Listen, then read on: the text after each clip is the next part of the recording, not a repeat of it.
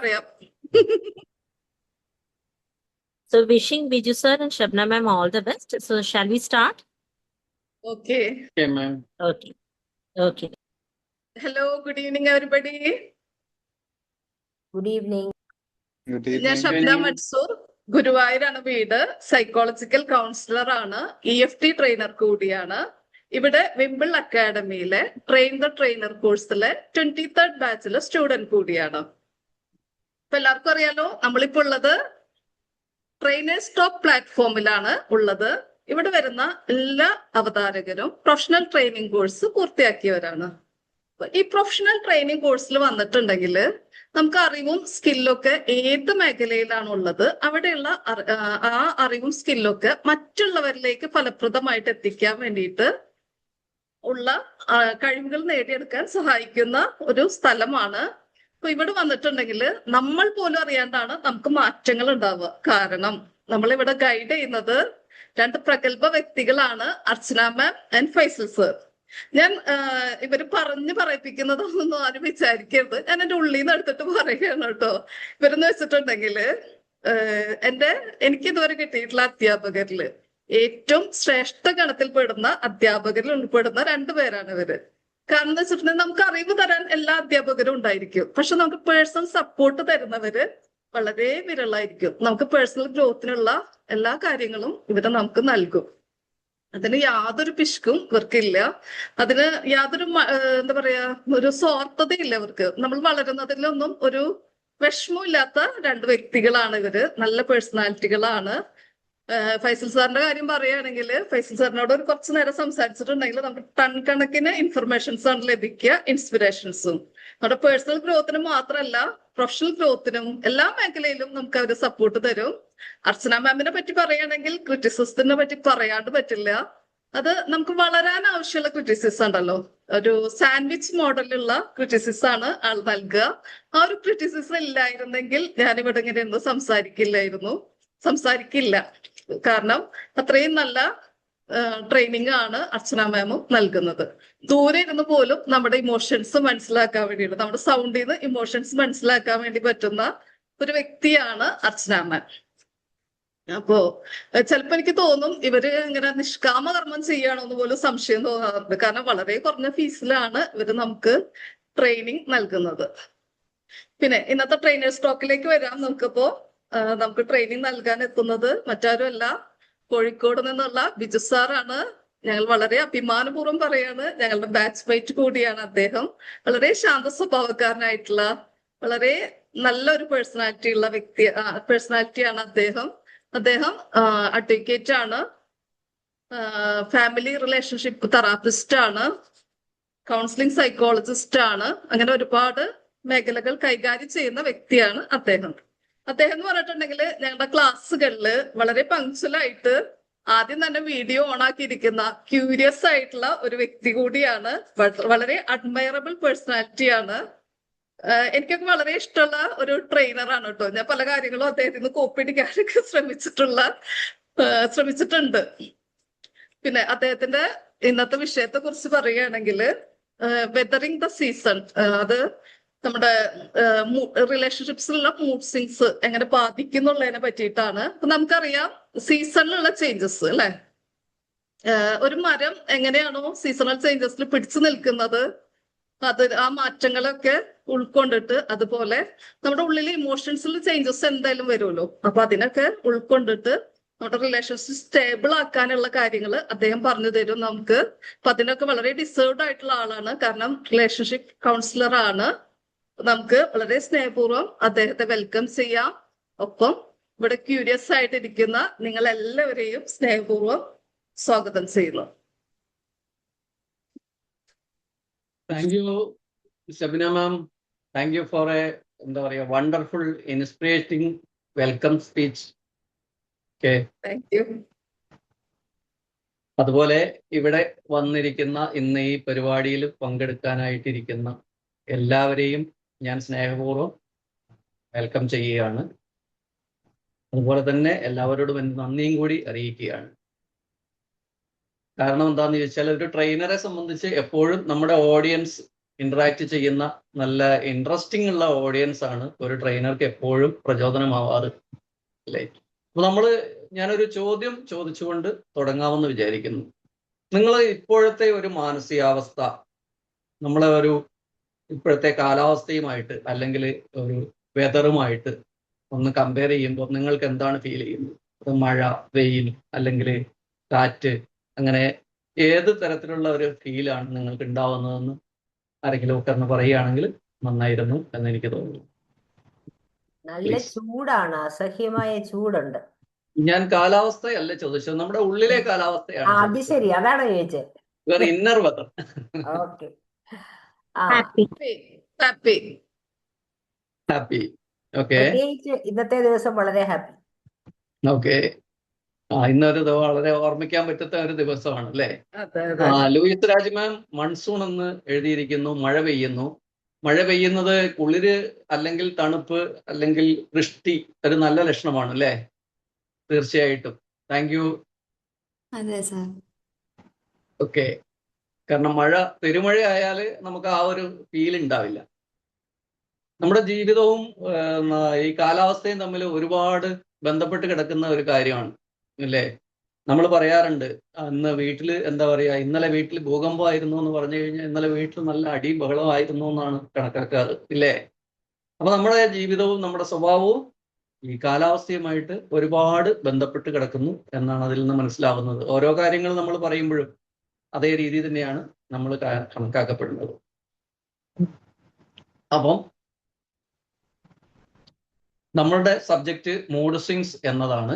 അത് ഞാൻ കാലാവസ്ഥയുമായിട്ട് ഒന്ന് ചേർത്ത് പറയണം എന്ന് വിചാരിച്ചിരുന്നു. കാരണം രണ്ടും തമ്മിൽ ഇന്റർ കണക്റ്റഡ് ആയതുകൊണ്ടാണ് അങ്ങനെ പറയാൻ വിചാരിച്ചത്. ഓക്കെ. ഇപ്പൊ മൂഡ് സ്വിങ് എന്നുള്ളത് എന്താണ് എന്ന് ഒന്ന് വിശദീകരിക്കാൻ ആർക്കെങ്കിലും പറ്റുമോ? ഞാനിതൊരു എന്താ പറയുക, മാക്സിമം ഒരു ഇന്ററാക്ഷനോട് കൂടി ചെയ്യാമെന്ന് വിചാരിച്ചിട്ടാണ് അങ്ങനെ ചോദിക്കുന്നത്, റിപ്പീറ്റ് ആയിട്ട് ചോദിക്കുന്നത്. പ്ലീസ്.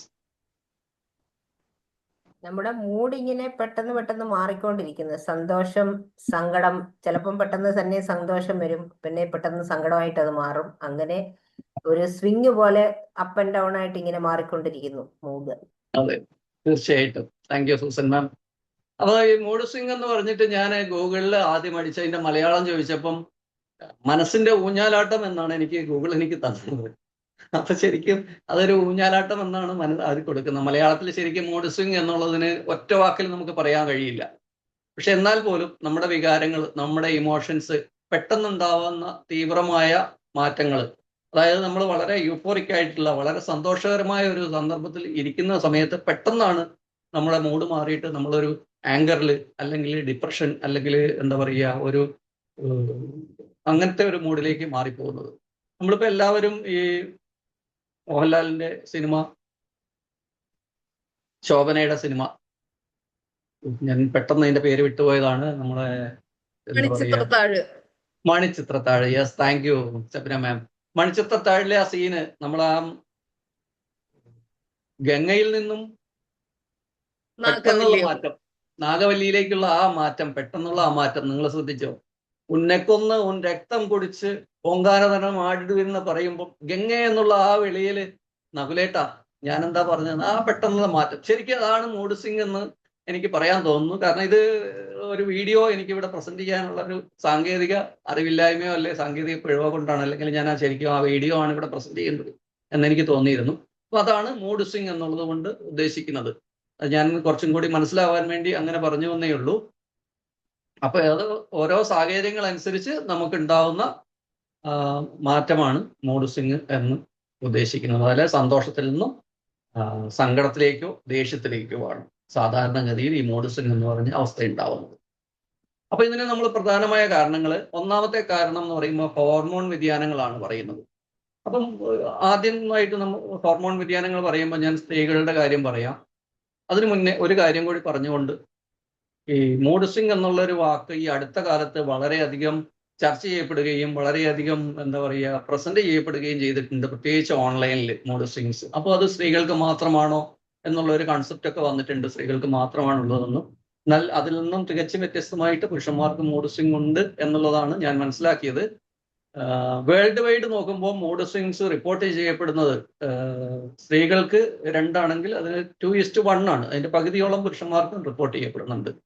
എന്നാൽ കേരളത്തിലെ ഒരു പ്രശസ്ത സൈക്യാട്രിസ്റ്റ് പറഞ്ഞതനുസരിച്ച് 10-ൽ 6 പേര് സ്ത്രീകൾ മൂഡ് സ്വിങ്സ് ആയിട്ട് വരുമ്പോൾ ഏകദേശം 10-ൽ 4 പുരുഷന്മാർക്കും അതേപോലെ മൂഡ് സ്വിങ്സ് ഉണ്ടാവുന്നുണ്ടെന്നാണ്.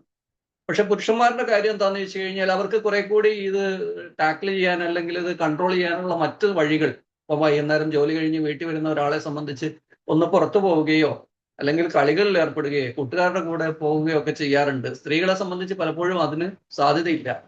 അപ്പൊ പുരുഷൻ ഇത് പലപ്പോഴും അത് പരാതിയായിട്ട് പറയേണ്ട ഒരു അവസ്ഥ പലപ്പോഴും വരാറില്ല. സ്ത്രീകൾക്കാണ് കൂടുതലും അതൊരു വിഷമമായിട്ട് അല്ലെങ്കിൽ അതൊരു ബുദ്ധിമുട്ടായിട്ട് ഒന്ന് പ്രസന്റ് ചെയ്യേണ്ട ഒരു അവസ്ഥ വരുന്നതെന്നും എനിക്ക് തോന്നിയിട്ടുണ്ട്. ഇതിനെപ്പറ്റി മറിച്ചൊരു അഭിപ്രായം ഉണ്ടെങ്കിൽ പറയാം കേട്ടോ, ഇഫ് എനിബഡി. ഇല്ല, ഓക്കെ. അപ്പൊ അത് അങ്ങനെ തന്നെയാണെന്ന് ഞാൻ വിചാരിക്കട്ടെ. അപ്പൊ ശരി. അപ്പൊ സ്ത്രീകളിൽ സാധാരണഗതിയിൽ ഏറ്റവും കൂടുതൽ ഉണ്ടാകുന്ന ഹോർമോൺ വ്യതിയാനങ്ങളിലാണ് മൂഡ് സ്വിങ്സിന് കാരണമാകുന്നത്. അത് സാധാരണ പ്യൂബർട്ടി പീരീഡ് മുതൽ സ്റ്റാർട്ട് ചെയ്യുന്നുണ്ട്. നമ്മളിവിടെ കപ്പിൾസിനെ പറ്റി പറയുമ്പോൾ അല്ലെങ്കിൽ റിലേഷൻഷിപ്പിൽ പറയുമ്പോൾ തീർച്ചയായിട്ടും അത് ഒരു എന്താ പറയുക പീരിയഡ്സുമായിട്ട് ബന്ധപ്പെട്ടിട്ടാണ്. PMS, pre menopause syndrome. ഏകദേശം 90% മൂഡ് സ്വിങ്സും റിപ്പോർട്ട് ചെയ്യപ്പെടുന്നത് ഈ പ്രീ മെനോപോസ് സിൻഡ്രോമായിട്ട് ബന്ധപ്പെട്ടിട്ടാണ്. അതൊരാഴ്ച മുന്നേ അല്ലെങ്കിൽ അതിലും കുറച്ച് ദിവസം കൂടെ മുന്നേ ഉണ്ട്. അതിൽ വേറൊരു വെർഷനും കൂടി ഉണ്ട്, PMDD എന്ന് പറഞ്ഞിട്ട്, പ്രീ മെനോപോസ് ഡൈഫോറിക് ഡിപ്രഷൻ എന്ന് പറഞ്ഞിട്ട് ഒരു സിസ്റ്റം കൂടിയുണ്ട്. അത് വളരെ സിവിയർ ആയിട്ടുള്ള മൂഡ് സ്വിങ്സ് ആണ് ഉണ്ടാകുന്നത്. അത് ഏകദേശം ഒരു 5 to 10% ലേഡീസിന് ആ ഒരു സംഭവം ഉണ്ടാവാറുണ്ട്. അത് വളരെ സിവിയർ ആയിട്ടുള്ള മൂഡ് സ്വിങ് ആണ്. നമ്മൾ നേരത്തെ പറഞ്ഞ പോലെ വളരെ പെട്ടെന്ന് നാഗവല്ലിയാവുകയും പിന്നെ കുറച്ച് കഴിയുമ്പോൾ വീണ്ടും ഗംഗയിലേക്ക് മാറുകയും ചെയ്യുന്ന ഒരു അവസ്ഥ. അപ്പൊ അത് ഈസ്ട്രജൻ അതുപോലെ തന്നെ പ്രൊജസ്ട്രോൺ ഹോർമോണുകളുടെ വേരിയേഷൻ അല്ലെങ്കിൽ അതിന്റെ കുറവാണ് ഈ സ്ത്രീകളിൽ മെയിനായിട്ടും ഈ ഹോർമോണൽ വ്യതിയാനങ്ങൾ ഉണ്ടാക്കുന്നത്. ഇനി പുരുഷന്മാരിലെ മൂഡ് സ്വിങ്സിനെ പറ്റി പറയുകയാണെങ്കിൽ പുരുഷന്മാർക്ക് സാധാരണഗതിയിൽ ഈ ഹോർമോണൽ ഇംബാലൻസ് ഉണ്ടാവുന്നത് 40കളിൽ ഇപ്പം മെനോപോസ് സ്ത്രീകൾക്ക് ഉണ്ടാകുന്നത് പോലെ പുരുഷന്മാർക്ക് ആൻഡ്രോപോസ് എന്ന് പറഞ്ഞ ഒരവസ്ഥ, അല്ലെങ്കിൽ പുരുഷന്മാരുടെ മെനോപോസ് എന്നാണ് പറയുന്നത്. ആൻഡ്രോപോസ് എന്ന അവസ്ഥ ഈ ടെസ്റ്റോസ്റ്ററോൺ ഹോർമോണിന്റെ മിതമായ കുറവുണ്ടാകുമ്പോഴുണ്ടാകുന്ന ഒരു അവസ്ഥയാണിത്. അതൊരു ലിബിഡോ കുറയും, കാര്യങ്ങൾ എന്താ പറയുക എല്ലാ കാര്യങ്ങളും ചെയ്യാനുള്ള ലൈഫിന്റെ ആ ഒരു ഇൻട്രസ്റ്റ് കുറയും, മൊത്തത്തിലൊരു ഫാറ്റിക് ഉണ്ടാവുന്ന അവസ്ഥയാണ്. നമ്മളിപ്പോ എന്താ പറയുക ആയുർവേദത്തിൽ അല്ലെ മലയാളത്തിൽ പറയുന്നത് എന്താ വെച്ച് കഴിഞ്ഞാൽ ധാതു നഷ്ടം എന്നൊക്കെ പറയും, ധാതുദോഷം എന്നൊക്കെ പറയും. അപ്പൊ അതുപോലെ ഒരു സംഭവമാണ് പുരുഷന്മാർക്ക് ഉണ്ടാവുന്നത്. ഇപ്പൊ റീസെന്റ് ആയിട്ട് ഈ മൂഡ് സ്വിങ്സ് സ്ത്രീകളിലെ വന്നതുപോലെ തന്നെ പുരുഷന്മാർക്ക് വന്നിരിക്കുന്ന ഒന്നാണ് ഇറിറ്റബിൾ മെയിൽ സിംറ്റം. പേര് ഇറിറ്റബിൾ മെയിൽ സിംറ്റം എന്നാണ്. ഈ പേര് മുമ്പ് കേട്ടിട്ടുള്ള ആരെങ്കിലും ഉണ്ടോ? ഇല്ല, കേട്ടിട്ടില്ല. കേട്ടിട്ടില്ല ഞാൻ. Okay, thank U. അപ്പൊ ഇറിറ്റബിൾ മെയിൽ സിൻഡം എന്ന് പറയുന്നത് ഈ ടെസ്റ്റോസ്റ്ററോൺ ലെവല് ഒരു പരിധിയിൽ കൂടുതൽ താഴോട്ട് പോകുന്ന അവസ്ഥ തന്നെയാണ്. അത് നമ്മൾ നേരത്തെ പറഞ്ഞ ആൻഡ്രോപോസുമായിട്ട് ബന്ധപ്പെട്ട് പറയുകയാണെങ്കിൽ അതേ അവസ്ഥ തന്നെയാണിത്. പക്ഷെ ഈ ഇറിറ്റബിൾ മെയിൽ സിൻഡത്തിന് ഏജ് ബാർ ഒന്നുമില്ല, അത് ഏത് സമയത്തും സംഭവിക്കാം. എല്ലാവർക്കും ആവുന്നില്ല, പക്ഷെ 40 കഴിഞ്ഞിട്ടാണ് സാധാരണഗതിയിൽ ഇത് ഉണ്ടാവുക എന്ന് മാത്രമേ ഉള്ളൂ. അപ്പം പുരുഷന്മാരിലെ മൂഡ് സ്വിങ്സിന് ഹോർമോണൽ വ്യതിയാനങ്ങളിൽ ഉണ്ടാകുന്ന ഒരു കാരണമാണ് ഈ ഇറിറ്റബിൾ മെയിൽ സിൻഡം. അതേപോലെ തന്നെയാണ് മൂഡ് സ്വിങ്സ് ഉണ്ടാക്കാനുള്ള പ്രധാന ഒരു കാരണമാണ് തലച്ചോറിലെ രാസമാറ്റങ്ങൾ. അപ്പോൾ സന്തോഷം നൽകുന്ന സെറോട്ടോണിന്, ഡോപ്പാമിൻ പോലുള്ള ഹോർമോണുകളിലെ ന്യൂറോ ട്രാൻസ്മിറ്ററിന്റെ അളവിൽ വ്യത്യാസം പെട്ടെന്ന് ഉണ്ടാവുന്നതാണ് നമ്മളെ കൊണ്ട് സങ്കടത്തിൽ അല്ലെങ്കിൽ പെട്ടെന്ന് ദേഷ്യത്തിൽ ഉണ്ടാക്കുന്നത്. അത് സ്ത്രീകളിലാകുമ്പോൾ കുറച്ചും കൂടി മൈൽഡായിട്ടും അല്ലെങ്കിൽ കുറച്ചും കൂടി എന്താ പറയുക സ്ത്രീകൾ അത്രയധികം പുരുഷന്മാരുടെ അത്രയും അധികം വയലന്റ് ആയി കാണാറില്ല എന്നാണ് എനിക്ക് തോന്നുന്നത്. പുരുഷന്മാർ വളരെ പെട്ടെന്ന് വയലന്റ് ആവുകയാണ് ചെയ്യുന്നത്. അതേസമയം സ്ത്രീകൾ കുറച്ചും കൂടി ഒന്ന് അത്ര തന്നെ ഇല്ല, അവർ കുറച്ചും കൂടി നിരാശയുടെ ഡിപ്രഷന്റെ ആ ഒരു മേഖലയിലേക്കാണ് പോകുന്നത്. ഇറിറ്റേഷന്റെ മേഖലയും വയലൻസിന്റെ മേഖലയുമാണ് മെയിൽ സിംറ്റംസ് ആയിട്ട് കാണാറുള്ളത്. പിന്നെ അടുത്ത ഒരു കാരണം, മൂന്നാമത്തെ കാരണം എന്ന് പറയുന്നത് പോഷകാഹാരക്കുറവാണ്. അത് vitamin B12, vitamin D, omega 3 fatty ആസിഡുകൾ എന്നിവയൊക്കെ കുറവ് മാനസികാവസ്ഥയെ വളരെ ഭയങ്കരമായിട്ട് ബാധിക്കുമെന്നാണ് പറയപ്പെടുന്നത്. ഇപ്പം നമ്മൾ ആവശ്യത്തിന് എന്താ പറയുക, ഇപ്പൊ ജങ്ക് ഫുഡിന്റെ ഒരു കാലമാണ്, അല്ലെങ്കിൽ ഫാസ്റ്റ് ഫുഡിന്റെ ഒരു കാലമാണ്. അപ്പോൾ നമ്മൾ പോകുന്നു, ഹോട്ടലിൽ പോകുന്നു, അപ്പോൾ പൊറോട്ട പോലുള്ള അല്ലെങ്കിൽ ഫ്രൈ ഐറ്റംസ് മാത്രം കഴിക്കുന്നു. ഫാറ്റ് വളരെയധികം കൂടാൻ കാരണമാകുന്നു. ഇത് ഓട്ടോമാറ്റിക്കലായിട്ടും നമ്മുടെ സെറോട്ടോണിൻ, ഡോപാമിൻ ഹോർമോണുകളുടെ വളർച്ചയെ അല്ലെങ്കിൽ അതിൻ്റെ ഒരു ഉൽപാദനത്തെ കുറയ്ക്കുകയും നമുക്ക് അതിഭയങ്കരമായ മൂഡ് സ്വിങ്സ് ഉണ്ടാവുകയും ചെയ്യുന്നുണ്ട് എന്നാണ് പഠനങ്ങൾ കാണിക്കുന്നത്. പിന്നെ നാലാമതായിട്ട് ചിലതരം മരുന്നുകൾ നമ്മൾ ചിലപ്പം ചില ന്യൂട്രസ്യൂട്ടിക്കൽസ് ആവാം, ഹോർമോൺ അടങ്ങിയ മരുന്നുകളായിരിക്കാം. ഇപ്പം സ്കിൻ ഇൻഫെക്ഷൻ വന്നു കഴിഞ്ഞാൽ ഹോർമോണൽ മെഡിസിൻസ് ആണ് കൊടുക്കുന്നത്. അതുപോലെ സ്റ്റിറോയിഡുകൾ പലതും ഉപയോഗിക്കുന്നുണ്ട്. ഇതൊക്കെ നമുക്ക് ഇത്തരം മൂഡ് സ്വിങ്സ് ഉണ്ടാക്കാൻ കാരണമാകുന്ന കാര്യങ്ങളാണ്.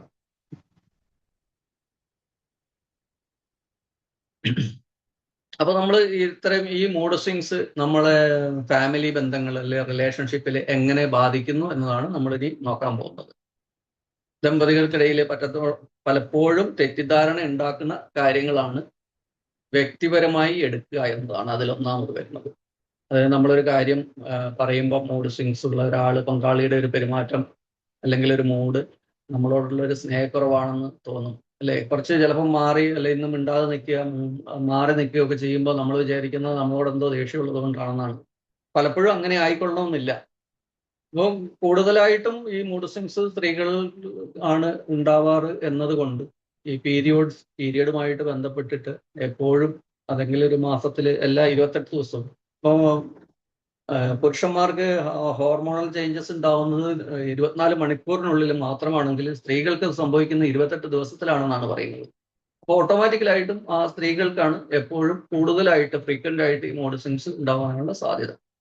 അപ്പൊ നമ്മളൊന്ന് വീട്ടിൽ ചെല്ലുമ്പോൾ പിണങ്ങി നിൽക്കുന്ന ഒരു പങ്കാളിയെ കാണുമ്പോൾ നമ്മൾ വിചാരിക്കും നമ്മളോട് എന്തോ ഇഷ്ടക്കുറവ് ഉണ്ടായിരിക്കും, അല്ലേ തൊട്ടത്തിന് ഇന്നെന്താ നിങ്ങളെന്തോ വാങ്ങിച്ചുകൊണ്ട് വന്നു എന്ന് ചോദിക്കുമ്പോൾ അതില്ല മറന്നുപോയി എന്നോ മറ്റോ പറഞ്ഞു കഴിഞ്ഞാൽ മറ്റേ ഇത് ഭദ്രകാളിയായിട്ട് നിൽക്കും.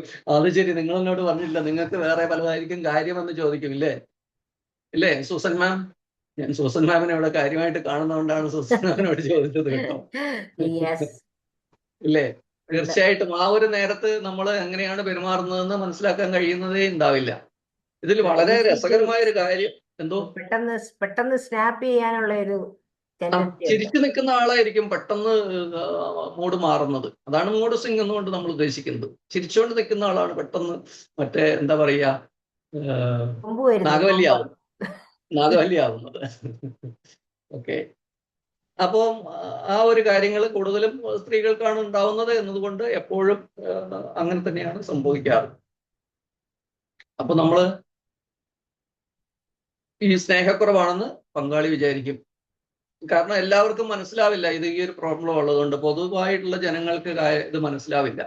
ഇനി ഇതിനകത്ത് വേറൊരു പ്രധാനപ്പെട്ട കാര്യം എന്താണെന്ന് ചോദിച്ചു കഴിഞ്ഞാൽ നമ്മുടെ ഭക്ഷണ രീതികളിൽ ഉണ്ടായ വ്യത്യാസങ്ങളാണ്. നേരത്തെ ഞാൻ ഫാസ്റ്റ് ഫുഡിന്റെ കാര്യം അല്ലെ ജങ്ക് ഫുഡിന്റെ കാര്യം പറഞ്ഞപ്പോൾ പറയാൻ വിട്ടുപോയൊരു കാര്യമാണ് ഭക്ഷണ രീതികൾ. പണ്ട് നമ്മൾ എന്താ പറയാ പറമ്പിൽ ഉണ്ടാക്കിയ ഭക്ഷണങ്ങൾ ഉണ്ടാക്കുന്നതാണ് കഴിച്ചുകൊണ്ടിരുന്നത്. അപ്പൊ ചേന, ചേമ്പ്, അല്ലെ ഇലക്കറികള്, കിഴങ്ങ് വർഗ്ഗങ്ങളൊക്കെ നമ്മൾ കഴിക്കുകയാണ് ചെയ്യുന്നത്. അപ്പൊ അത് കണ്ടാമിനേറ്റഡ് ആയിരുന്നില്ല, അത് വളരെ പ്യുവർ ആയിരുന്നു. അപ്പൊ അതിൽ നിന്ന് കിട്ടുന്ന നമുക്ക് അമിനോ ആസിഡുകൾ അല്ലെങ്കിൽ വൈറ്റമിൻസ് ഒക്കെ കിട്ടുന്നത് പ്യുവർ ആയിരുന്നു. നമ്മളിപ്പം ഷോപ്പുകളിൽ പോയി വാങ്ങിക്കുന്ന പ്രൊഡക്റ്റുകളിൽ എന്താ വെച്ചാൽ ഒന്ന് കണ്ടാമിനേഷൻ, കീടനാശിനികൾ ഉണ്ടാവും. രണ്ട്, നമ്മളിത് പ്ലാസ്റ്റിക്കിന്റെ ഉപയോഗം, അമിതമായ ഉപയോഗം, ഇത് രണ്ടും നമ്മളുടെ ഈ ഹോർമോണൽ ഇംബാലൻസ് ഉണ്ടാക്കുന്നതിന് ഒരു വലിയ ഘടകമാണ്. അപ്പൊ അതും ഈ ഒരു പ്രശ്നത്തിലേക്ക്, ഈ മൂഡ് സ്വിങ്സിന് ഒരു പ്രധാന കാരണമാണ്. അതുപോലെ തന്നെ ഈ എന്താ പറയുക, ഇപ്പൊ കുട്ടികൾക്കൊക്കെ വളരെ നേരത്തെ പീരിയഡ്സ് ആവുന്നു, 9 വയസ്സിലൊക്കെ പീരിയഡ്സ് ആവുന്നുണ്ട് കുട്ടികൾക്ക്. അതൊരു ഹോർമോണൽ ഇംബാലൻസ് ആണ് ആക്ച്വലി. അത് വരാൻ പാടില്ലാത്തതാണ്. ശരിയല്ലേ മാം? ഓക്കെ.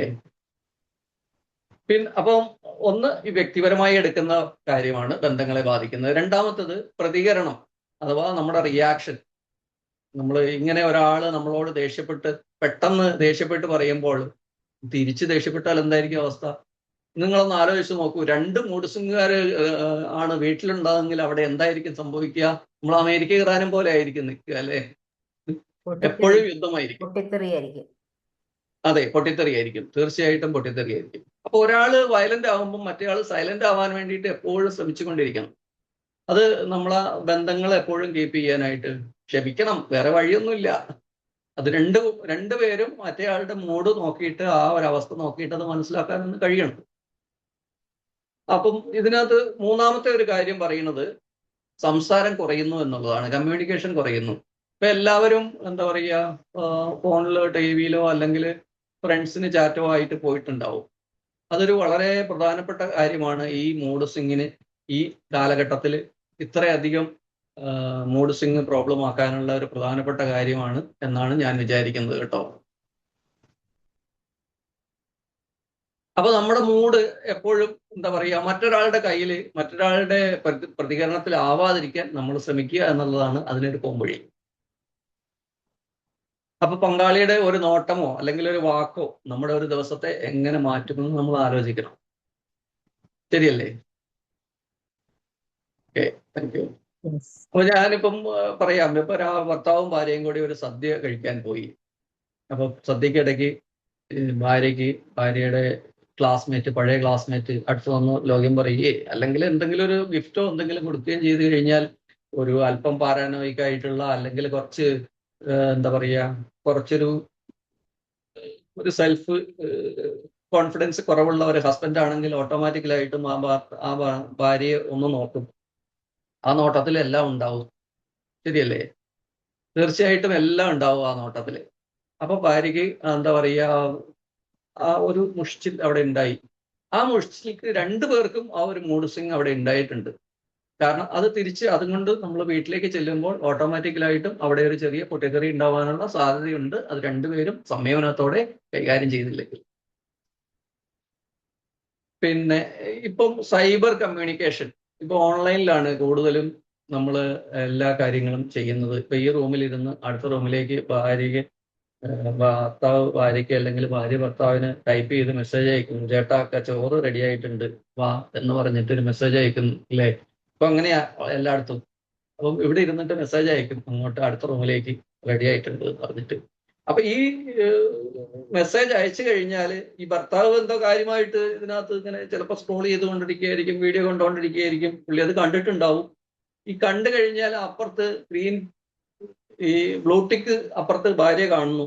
ബ്ലൂടിക്കോ ചേട്ടൻ കണ്ടു ഇപ്പൊ വരുന്നു, അവിടെ വെയിറ്റ് ചെയ്യും. ചേട്ടനെ ഇത് കഴിഞ്ഞിട്ട് അടുത്തതും കണ്ടുകൊണ്ട് ഇവിടെ ഇരിക്കും. അവിടെ ഇരിക്കുന്ന ഭാര്യയ്ക്ക് മൂഡ് സ്വിങ്സ് ഓട്ടോമാറ്റിക്കായിട്ട് ഉണ്ടാവും. അപ്പൊ ഓൺലൈനിൽ നമുക്ക് ഭയങ്കരമായിട്ട് ഈ മൂഡ് സ്വിങ്സ് ഉണ്ടാവാനുള്ള ഒരു സാഹചര്യം ആ രീതിയിൽ ഉണ്ടാവുന്നുണ്ട്.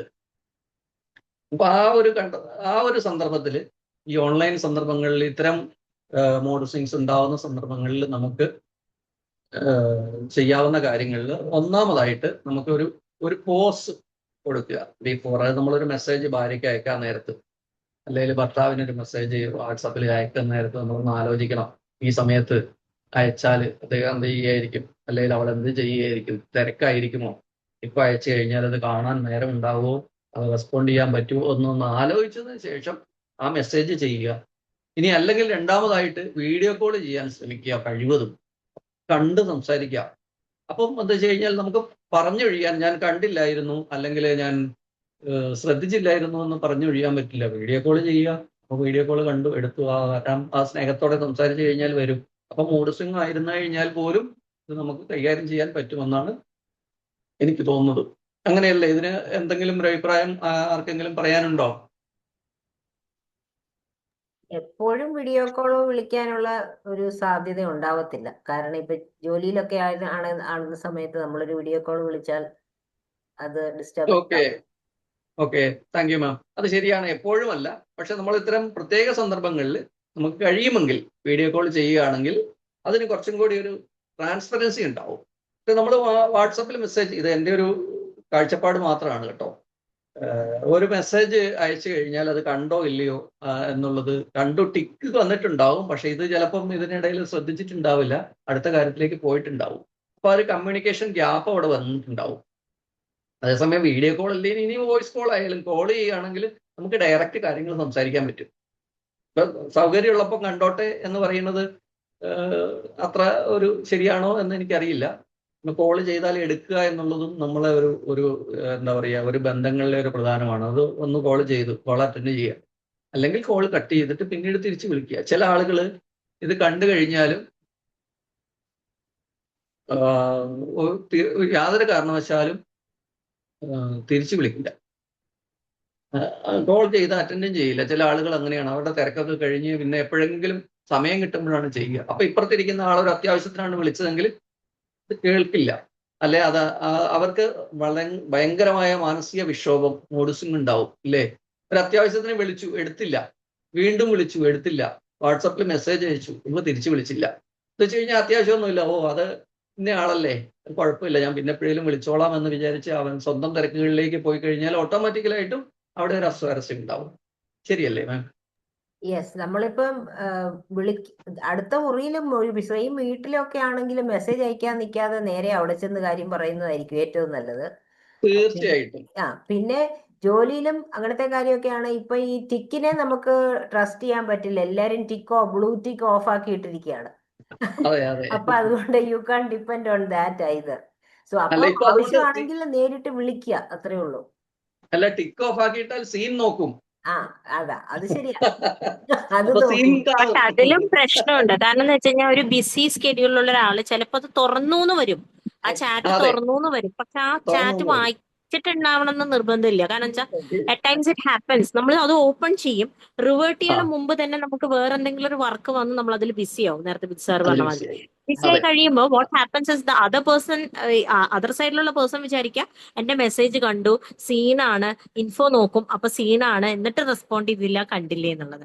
ബട്ട് വി നെവർ തിങ്ക് അത് എന്തുകൊണ്ടായിരിക്കും റെസ്പോണ്ട് ചെയ്യാതിരുന്ന ആ സമയത്താണ്. ആൻഡ് ഡെഫിനറ്റ്ലി ആ മെസ്സേജ് കണ്ട ആൾക്ക് ചെയ്യാവുന്നതെന്ന് വെച്ച് കഴിഞ്ഞാൽ കുറച്ച് ഡിലേഡ് ആണെങ്കിലും വിളിക്കുമ്പോ ഞാൻ അപ്പൊ കണ്ടു message, but I am really sorry, അപ്പൊ ഞാൻ തിരക്കിൽ പെട്ടുപോയത് കൊണ്ടാണ് അതിന് റിപ്ലൈ ചെയ്യാതിരുന്നതെന്നൊന്ന് പറഞ്ഞാൽ മതി. അതെ, താങ്ക് യു മാം. അപ്പൊ ശരിക്കും അങ്ങനെ ചെയ്താൽ മതി. പക്ഷെ പലപ്പോഴും ഈ മെസ്സേജ് ചെയ്യുമ്പം അത് ശരിക്കും വീടുകളിൽ ഒരു മൂഡ് സ്വിങ് അല്ലെങ്കിൽ ഒരു ക്രാഷ് ഉണ്ടാവാനുള്ള ഒരു വളരെയധികം സാധ്യതയുണ്ട് എന്ന് എനിക്ക് തോന്നിയിട്ടുണ്ട്. ഞാനൊരു കാര്യം പറഞ്ഞോട്ടെ ഇതിലെ. സാർ പറയൂ. Simple, practical, that is what I do. ഞാൻ ചെയ്യുന്ന കാര്യം പറയാറുള്ളൂ. അതായത് എനിക്കൊരു മെസ്സേജ് വാട്സാപ്പിൽ വന്നെങ്കിൽ എനിക്ക് അടുത്തൊരു 3 മിനിറ്റെങ്കിലും അതിനൊരു ഫ്രീ ടൈം ഇല്ല എന്നുണ്ടെങ്കിൽ ഞാൻ അത് ഓപ്പൺ ചെയ്യത്തില്ല. വെറുതെ ബ്ലൂ ടിക്കറ്റ് എന്നിട്ട് പിന്നെ അവര് ഇങ്ങനെ കണ്ടു എന്നൊരു റെസ്പോണ്ട് ചെയ്തില്ല, പകരം ഒരു 3 മിനിറ്റ്സ് ധൃതിയില്ലല്ലോ. എന്തിനാണ് ഓപ്പൺ ചെയ്തിട്ട് ഞാൻ ബിസി ആയിരുന്നു, മറ്റേത് അവിടെ നിന്ന് വന്നു, ഇവിടെ നിന്ന് വന്നു, അതുകൊണ്ട് ചെയ്തില്ല എന്ന്. Why don't open it unless you have 3 minutes. അതേ ഉള്ളൂ എന്റെ suggestion. This what I do. Thank you. Okay, thank U Venu sir. അപ്പൊ തീർച്ചയായിട്ടും അങ്ങനെ തന്നെയാണ്. അപ്പൊ നമ്മളെ ഈ ഒരു ഇപ്പോഴത്തെ ഈ ഓൺലൈൻ യുഗത്തില് ഈ വാട്സാപ്പില് അല്ലെങ്കിൽ മെസ്സേജ് അയച്ചിട്ട് അത് കണ്ടു എന്ന് നമുക്ക് തോന്നുകയും മറ്റേയാൾ അത് കാണാതിരിക്കുകയും അത് മനസ്സിലാക്കാതിരിക്കുകയും ചെയ്യുന്നിടത്ത് ഭയങ്കര കൺഫ്യൂഷൻ ഉണ്ടാവുന്നുണ്ട്. അത് ഈ എന്താ പറയുക, നമ്മുടെ ഈ സബ്ജക്റ്റ് മൂഡ് സ്വിങ്സ് അല്ലെങ്കിൽ നമ്മുടെ സബ്ജക്റ്റ് വെതറിങ് ദ സീസൺസ്, അപ്പൊ വീട്ടിലൊരു കൊടുങ്കാറ്റ് ഉണ്ടാവാനുള്ള ഒരു വളരെയധികം ചാൻസ് ഉണ്ട്. അപ്പൊ അത്തരം കാര്യങ്ങൾ ഒഴിവാക്കണം. ഇനിയിപ്പം അടുത്തതായിട്ട് ഞാൻ പറയാനുള്ളത് എന്ന് വെച്ച് കഴിഞ്ഞാൽ ദ കോഡ് വേൾഡ് ആണ്. ടെക്നിക്ക് മൂഡ് മോശമാണെന്ന് പറയാൻ നമുക്കൊരു കോഡ് കൊടുക്കാമെന്നാണ് ഞാൻ ഉദ്ദേശിച്ചത്. അതായത് നമ്മൾ ഇന്ന് എൻ്റെ മൂഡ് ശരിയല്ല എന്ന് ഭർത്താവിനല്ലേ ഭാര്യ അറിയിക്കാനായിട്ട് ഒരു സിഗ്നൽ കൊടുക്കുക. അപ്പൊ ഞാൻ റെഡ് സിഗ്നൽ കൊടുക്കലുണ്ട്. പക്ഷെ എന്താ വെച്ചാൽ പീരിയഡ് ആകുമ്പോഴും ഭാര്യമാർ ചിലപ്പോൾ റെഡ് സിഗ്നൽ കൊടുക്കാറുണ്ടാവും. അതുകൊണ്ട് റെഡ് സിഗ്നൽ അല്ല അത് എന്തെങ്കിലും ഒരു സിഗ്നൽ, ഇന്ന് ഞാൻ മൂഡ് ഔട്ട് ആണ് എന്നുള്ള കാര്യം കാണിക്കാനായിട്ട്. ഇപ്പം PMS ഒക്കെ 5-6 ദിവസം മുന്നേ തുടങ്ങുന്ന സ്ത്രീകളെ സംബന്ധിച്ച് അവർക്ക് ആ സമയത്ത് മനസ്സിലാവുമെങ്കിൽ ആ ഒരു കാര്യം പറയുമ്പോൾ വീണ്ടും അതിലേക്കും കൂടി ഒന്ന് വരാം. നമുക്ക് പണ്ട് നമ്മുടെ പഴഞ്ചൊല്ലുണ്ട്, ഒരു ഭ്രാന്തനും ഞാൻ ഭ്രാന്തനാണെന്ന് പറയില്ല എന്ന്. സോറി, ഞാൻ ആ വാക്ക് ഉപയോഗിക്കുന്നതിന്, അത് ഉപയോഗിക്കാൻ പാടില്ലെന്നാണ് പറയാറ്. പക്ഷെ നമ്മുടെ നാട്ടിൽ ഉപയോഗിക്കപ്പെടുന്നത് അങ്ങനെയാണ്. അപ്പൊ നമുക്കൊരു മൂഡ് സ്വിങ്സ് ഉണ്ട്, നമുക്കൊരു മൈൻഡ് ചേഞ്ച് ഉണ്ട് എന്നുള്ളത് നമുക്ക് മനസ്സിലാവുക എന്നുള്ളത് വളരെ ബുദ്ധിമുട്ടുള്ള കാര്യമായിട്ടാണ് എനിക്ക് തോന്നിയിട്ടുള്ളത്. അത് നമുക്ക് മനസ്സിലാവുകയില്ല എന്ന് മാത്രമല്ല, നമ്മുടെ കൂടെ ഉള്ളവർക്കും ചിലപ്പോൾ അത് മനസ്സിലാവില്ല പെട്ടെന്നുണ്ടായത്. അല്ലെങ്കിൽ നമ്മുടെ കൂടെയുള്ളവർ നമ്മളോട് പറയുകയാണ് അതാ നിങ്ങൾക്ക് ഇന്ന കുഴപ്പങ്ങളുണ്ട് എന്ന് പറഞ്ഞു കഴിഞ്ഞാൽ നമ്മളത് സമ്മതിച്ചു കൊടുക്കൂല. നമുക്ക് കുഴപ്പമൊന്നുമില്ല, അത് ചുമ്മാ പറയാന്ന് പറയും. അതേസമയം നമ്മൾ ഇപ്പം എന്താ പറയുക, ഭാര്യ ഭർത്താക്കന്മാര് അല്ലെങ്കിൽ കപ്പിൾസ് അവര് നല്ല സുഹൃത്തുക്കളെ പോലെ ആയിരിക്കണം എന്നാണ് കൺസെപ്റ്റ്. ശരിക്കും നല്ല സുഹൃത്തുക്കൾ, എല്ലാം അങ്ങോട്ടും ഇങ്ങോട്ടും തുറന്നു പറയാൻ പറ്റുന്ന സുഹൃത്തുക്കളായിരിക്കണമെന്നാണ്. പക്ഷെ അത്രത്തോളം ആയിക്കൊള്ളണമെന്നില്ല. നമുക്ക് ഭാര്യയേക്കാൾ നല്ല ഉറ്റ സുഹൃത്ത് വേറെ ഉണ്ടാവാം. അങ്ങനെ ഒരു ഉറ്റ സുഹൃത്ത് ഉണ്ടെങ്കിൽ തീർച്ചയായിട്ടും നമ്മൾ എപ്പോഴും ജീവിതത്തിൽ എല്ലാ ദിവസങ്ങളിലും അല്ലെങ്കിൽ ഇടയ്ക്കിടയ്ക്ക് നമ്മൾ സുഹൃത്തുക്കളായിട്ട് അങ്ങോട്ടും ഇങ്ങോട്ടും പോവുകയും വരികയും കമ്മ്യൂണിക്കേഷൻ നടത്തുകയും ചെയ്യുമ്പോൾ നമ്മുടെ സ്വഭാവത്തിൽ എന്തെങ്കിലും ചെറിയ മാറ്റം ഉണ്ടെങ്കിൽ അത് ഏറ്റവും ആദ്യം മനസ്സിലാവുന്നത് നമ്മുടെ സുഹൃത്തിനായിരിക്കും. നമ്മുടെ ഭാര്യ അല്ലെ ഭർത്താവ് നമ്മുടെ നല്ല സുഹൃത്താണെങ്കിൽ അവർക്കത് വേഗം മനസ്സിലാവും. പക്ഷെ ഭാര്യയും ഭർത്താവും പറഞ്ഞാൽ ചിലപ്പം ഈ ബുദ്ധിമുട്ടുള്ള ആള് അത് അംഗീകരിച്ചു കൊടുക്കണമെന്നില്ല. അപ്പൊ ഒരു സുഹൃത്തിന്റെ അടുത്ത് പോവുക. അപ്പൊ സുഹൃത്തിനോട് സംസാരിക്കുമ്പോൾ അവർ പറയും പിന്നെ കുഴപ്പമുണ്ട്, നീ എന്തെങ്കിലും ചെയ്യണം, അല്ലെ അവർ പറഞ്ഞു തരും എന്ത് ചെയ്യണമെന്ന്. ഇനി അതൊന്നും ഇല്ലാത്ത ഒരാളാണെങ്കിൽ തീർച്ചയായിട്ടും പ്രൊഫഷണൽ ഹെൽപ്പ് തേടണം. നമ്മളൊരു സൈക്കോളജിസ്റ്റിന്റെ അടുത്ത് പോവുക. തീർച്ചയായിട്ടും സൈക്കോളജിസ്റ്റിന്റെ അടുത്ത് ആദ്യം പോകാവൂ, സൈക്കാട്രിസ്റ്റിന്റെ അടുത്ത് പോകരുത്. അല്ലെങ്കിൽ ഗൈനക്കോളജിസ്റ്റിന്റെ അടുത്ത് പോവുക. സൈക്കാട്രിസ്റ്റിന്റെ അടുത്ത് പോയി കഴിഞ്ഞാൽ അവർ നമുക്ക് മെഡിക്കേഷനാണ് ആദ്യം തരിക. കാരണം അവർക്ക് കൗൺസിലിംഗ് തരാൻ നേരം ഉണ്ടാവില്ല. മെജോറിറ്റി സൈക്കോളജിസ്റ്റും വന്നു കഴിഞ്ഞാൽ സിംറ്റം പറയും, എന്തെങ്കിലും പ്രൊസീജിയർ ഉണ്ടെങ്കിൽ അല്ലെങ്കിൽ ബ്ലഡ് ചെക്ക് ചെയ്യാനുണ്ടെങ്കിൽ അത് ചെക്ക് ചെയ്ത് കഴിഞ്ഞാൽ അവർ പ്രിസ്ക്രൈബ് ചെയ്ത് തരും നമുക്കുള്ള മെഡിസിൻ കാമാക്കാനുള്ള.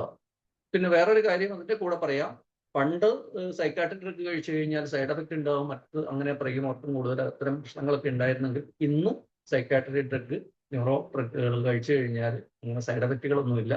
ഒരു 4 മണിക്കൂർ അല്ലെങ്കിൽ 5 മണിക്കൂർ മാത്രം എഫക്റ്റ് കിട്ടുന്ന മെഡിസിൻസ് ഇപ്പോൾ അവൈലബിൾ ആണ്. ധൈര്യമായിട്ട് നമുക്ക് സൈക്കാട്രിന്റെ അടുത്ത് പോവുകയും സൈക്കോ ന്യൂറോ അല്ലെങ്കിൽ ഡ്രഗുകൾ ഉപയോഗിക്കുകയും ചെയ്യാമെന്നാണ് എൻ്റെ അഭിപ്രായം. പക്ഷെ സൈക്കാട്രിസ്റ്റിന്റെ അടുത്ത് പോകുന്നതിന് മുമ്പ് സൈക്കോളജിസ്റ്റിന്റെ അടുത്ത് പോയിട്ട് അതൊരു തെറാപ്പി കൊണ്ട് മാറാവുന്ന ഒരു കാര്യമാണെങ്കിൽ തീർച്ചയായിട്ടും അതായിരിക്കും എപ്പോഴും നല്ലത്. ഇതങ്ങനെ അല്ല എന്നൊരു അഭിപ്രായം ഉണ്ടെങ്കിൽ നമുക്ക് ഡോക്ടേഴ്സ് അടക്കം ഇതിലുണ്ട്, തീർച്ചയായിട്ടും പറയാം കേട്ടോ. പിന്നെ നമ്മൾ എന്താ പറയുക, ഒരു ഡിജിറ്റൽ ഡീടോക്സ് ചെയ്യുക എന്നുള്ളതാണ് 4ാമത്തെ പോയിന്റാണ്. നമ്മളിത് എങ്ങനെ കൺട്രോൾ ചെയ്യാമെന്നുള്ളതിനെ കുറിച്ച്. ഭാര്യയും ഭർത്താവും മൊബൈല് ഓൺലൈൻ മാധ്യമങ്ങളെല്ലാം മാറ്റിവെച്ചതിന് ശേഷം ഏറ്റവും ചുരുങ്ങിയത് ആഴ്ചയിൽ ഒരു ദിവസമെങ്കിലും ഒരു 15 മിനിറ്റ് അല്ലെങ്കിൽ ഒരു അരമണിക്കൂർ ഒറ്റയ്ക്കിരുന്ന് അവർ തമ്മിൽ സംസാരിക്കുക. മക്കളെയോ അല്ലെ കുടുംബത്തിനെ ഒന്നും കൂട്ടാതെ ഒന്ന് പുറത്തേക്ക് പോവുകയോ യാത്രയായിട്ട് പോവുകയോ അല്ലെങ്കിൽ ഒറ്റയ്ക്കിരുന്ന് അവർ രണ്ടുപേരും കൂടി മാത്രമുള്ള ഒരു സമയം കണ്ടെത്താൻ എത്ര ആയിരുന്നാലും. ഞാനിപ്പം വിദേശങ്ങളിലുള്ള ഭാര്യയും ഇവിടെ നാട്ടിലുള്ള ഭർത്താവും അങ്ങനെ ഉള്ളവരെ അല്ല ഉദ്ദേശിച്ചിരിക്കുന്നത്, രണ്ടുപേരും വെച്ച് താമസിക്കുന്നവരാണ്. അവരെ സംബന്ധിച്ച് അവരങ്ങനെ ചെയ്യുകയാണെങ്കിൽ തീർച്ചയായിട്ടും അത് അവരുടെ ജീവിതത്തിന് വലിയൊരു മുതൽക്കൂട്ടാവും. ഇത്തരം എന്താ പറയുക പ്രകമ്പനങ്ങൾ ഉണ്ടാവാതിരിക്കാൻ. നമ്മൾ പറയും കൂടുമ്പോൾ ഇമ്പമുള്ളതാണ് കുടുംബം എന്ന്. പക്ഷെ എന്താ പറയുക, നമ്മൾ കൂടുമ്പോൾ ഇരമ്പമാണ് ഉണ്ടാവുന്നതെങ്കിൽ നമുക്ക് ആ ഒരു സ്മൂത്ത്നെസ് കിട്ടില്ല. അപ്പൊ അതുകൊണ്ട് കൂടുമ്പോൾ ഇമ്പം ഉണ്ടാകാൻ വേണ്ടി ഇടയ്ക്ക് ഒന്നിച്ചിരിക്കാനും ഒന്നിച്ച് സംസാരിക്കാൻ, ഒന്നിച്ചിരിക്കുന്നതിനേക്കാൾ കൂടുതൽ കമ്മ്യൂണിക്കേറ്റ് ചെയ്യുക എന്ന് പറഞ്ഞാൽ ഒരാൾ സംസാരിക്കാൻ തുടങ്ങിയാൽ അയാളെ മുഴുവൻ സംസാരിക്കാൻ അനുവദിക്കണം, മുഴുവൻ സംസാരിക്കട്ടെ. അത് രണ്ടും കൂട്ടർക്കും അത് ബാധകമാണ്. അത് മുഴുവൻ സംസാരിച്ചതിന് ശേഷം നമ്മുടെ ഭാഗം പറഞ്ഞു കൊടുക്കുക. അത് നമ്മളെ കുറ്റപ്പെടുത്തിയാണ് സംസാരിക്കുന്നതെങ്കിലും നമ്മളെ പ്രൊമോട്ട് ചെയ്തിട്ടാണ് സംസാരിക്കുന്നതെങ്കിലും കേട്ടതിന് ശേഷം മാത്രം നമ്മൾ മറുപടി പറയുക. അല്ലെങ്കിൽ അതിനോട് എന്തെങ്കിലും നമുക്ക് അതിനെതിരെ പറയാനുണ്ടെങ്കിൽ അത് പറയുക എന്നുള്ളതാണ് അതിൻ്റെ ഒരു നല്ല വഴി. ഓക്കെ, അപ്പൊ നമ്മള് ഇന്ന് ഒരു കുടുംബത്തിൽ അല്ലെ ബെതറിങ് ദ ഇന്റീരിയർ സീസൺസ് എന്ന് പറഞ്ഞ ഒരു ടോപ്പിക്, നമ്മളെ ഇന്റീരിയർ എങ്ങനെ വാം വെതർ കൊണ്ട് നിറയ്ക്കാം എന്നുള്ളതിനെ പറ്റിയുള്ള ഒരു കാര്യങ്ങളാണ് സംസാരിച്ചത്. നമ്മൾ എന്താ പറയുക മെനോപോസ് സിംറ്റംസ് അല്ലെ മൂഡ് സ്വിങ്സ് സ്ത്രീകളിലെ എങ്ങനെയാണ് ഉണ്ടാവുന്നതെന്ന്, പുരുഷന്മാരുടെ മൂഡ് സ്വിങ്സിനെ പറ്റി, ഇറിറ്റബിൾ മെയിൽ സിംറ്റത്തിനെ പറ്റി പറഞ്ഞു. നമ്മളതെങ്ങനെ കാം ചെയ്യാമെന്ന് പറഞ്ഞു. ഇനി നമ്മൾ എന്താ പറയുക, നിങ്ങൾക്ക് എന്തെങ്കിലും ചോദ്യങ്ങളോ സംശയങ്ങളോ ഇത്തരം കാര്യങ്ങളെ പറ്റി ചോദിക്കാനുണ്ടെങ്കിൽ എനിക്ക് അറിയുന്ന കാര്യങ്ങളാണെങ്കിൽ ഞാൻ പറഞ്ഞു തരാവുന്നതാണ്. അല്ലെങ്കിൽ ഞാനിവിടെ അവസാനിപ്പിക്കാം. അപ്പൊ നമ്മുടെ വികാരങ്ങൾ കടല് പോലെ എപ്പോഴും ഓളങ്ങളാണ്, അലകളാണ്, അല്ലെങ്കിൽ തിരകളാണ് എപ്പോഴും. കടലിൽ തിരകൾ പോലെയാണ്. അപ്പൊ അതിന് മീതെ നമ്മളൊരു തോണിയായിട്ട് നമ്മൾ ആ തിരകൾക്ക് എല്ലാം മുകളിൽ എന്താ പറയുക കാമായിട്ട് പോകുന്ന ഒരു തോണിയായിട്ട് നല്ലൊരു ജീവിതം, നല്ലൊരു പാർട്ട്ണർഷിപ്പ്, അല്ലെങ്കിൽ നല്ലൊരു പങ്കാളിയുടെ കൂടെ ജീവിക്കാനുള്ള ഒരു അവസരം ഉണ്ടാവട്ടെ എന്ന് ആശംസിച്ചുകൊണ്ട് എല്ലാവർക്കും നന്ദി പറഞ്ഞുകൊണ്ട് നിർത്തട്ടെ. Thank you Biju sir. അപ്പൊ ഈ താങ്ക് യു ഒരു മാം. ടോപ്പിക്കിലോട്ട് വെൽക്കം. ഈ ഒരു ടോപ്പിക്കിലേക്ക് ആഡ് ഓണോ നിങ്ങളുടെ അഭിപ്രായങ്ങളും ഫീഡ്ബാക്കുകളും എല്ലാം സ്വീകരിക്കുന്നു. The floor is yours for the audience.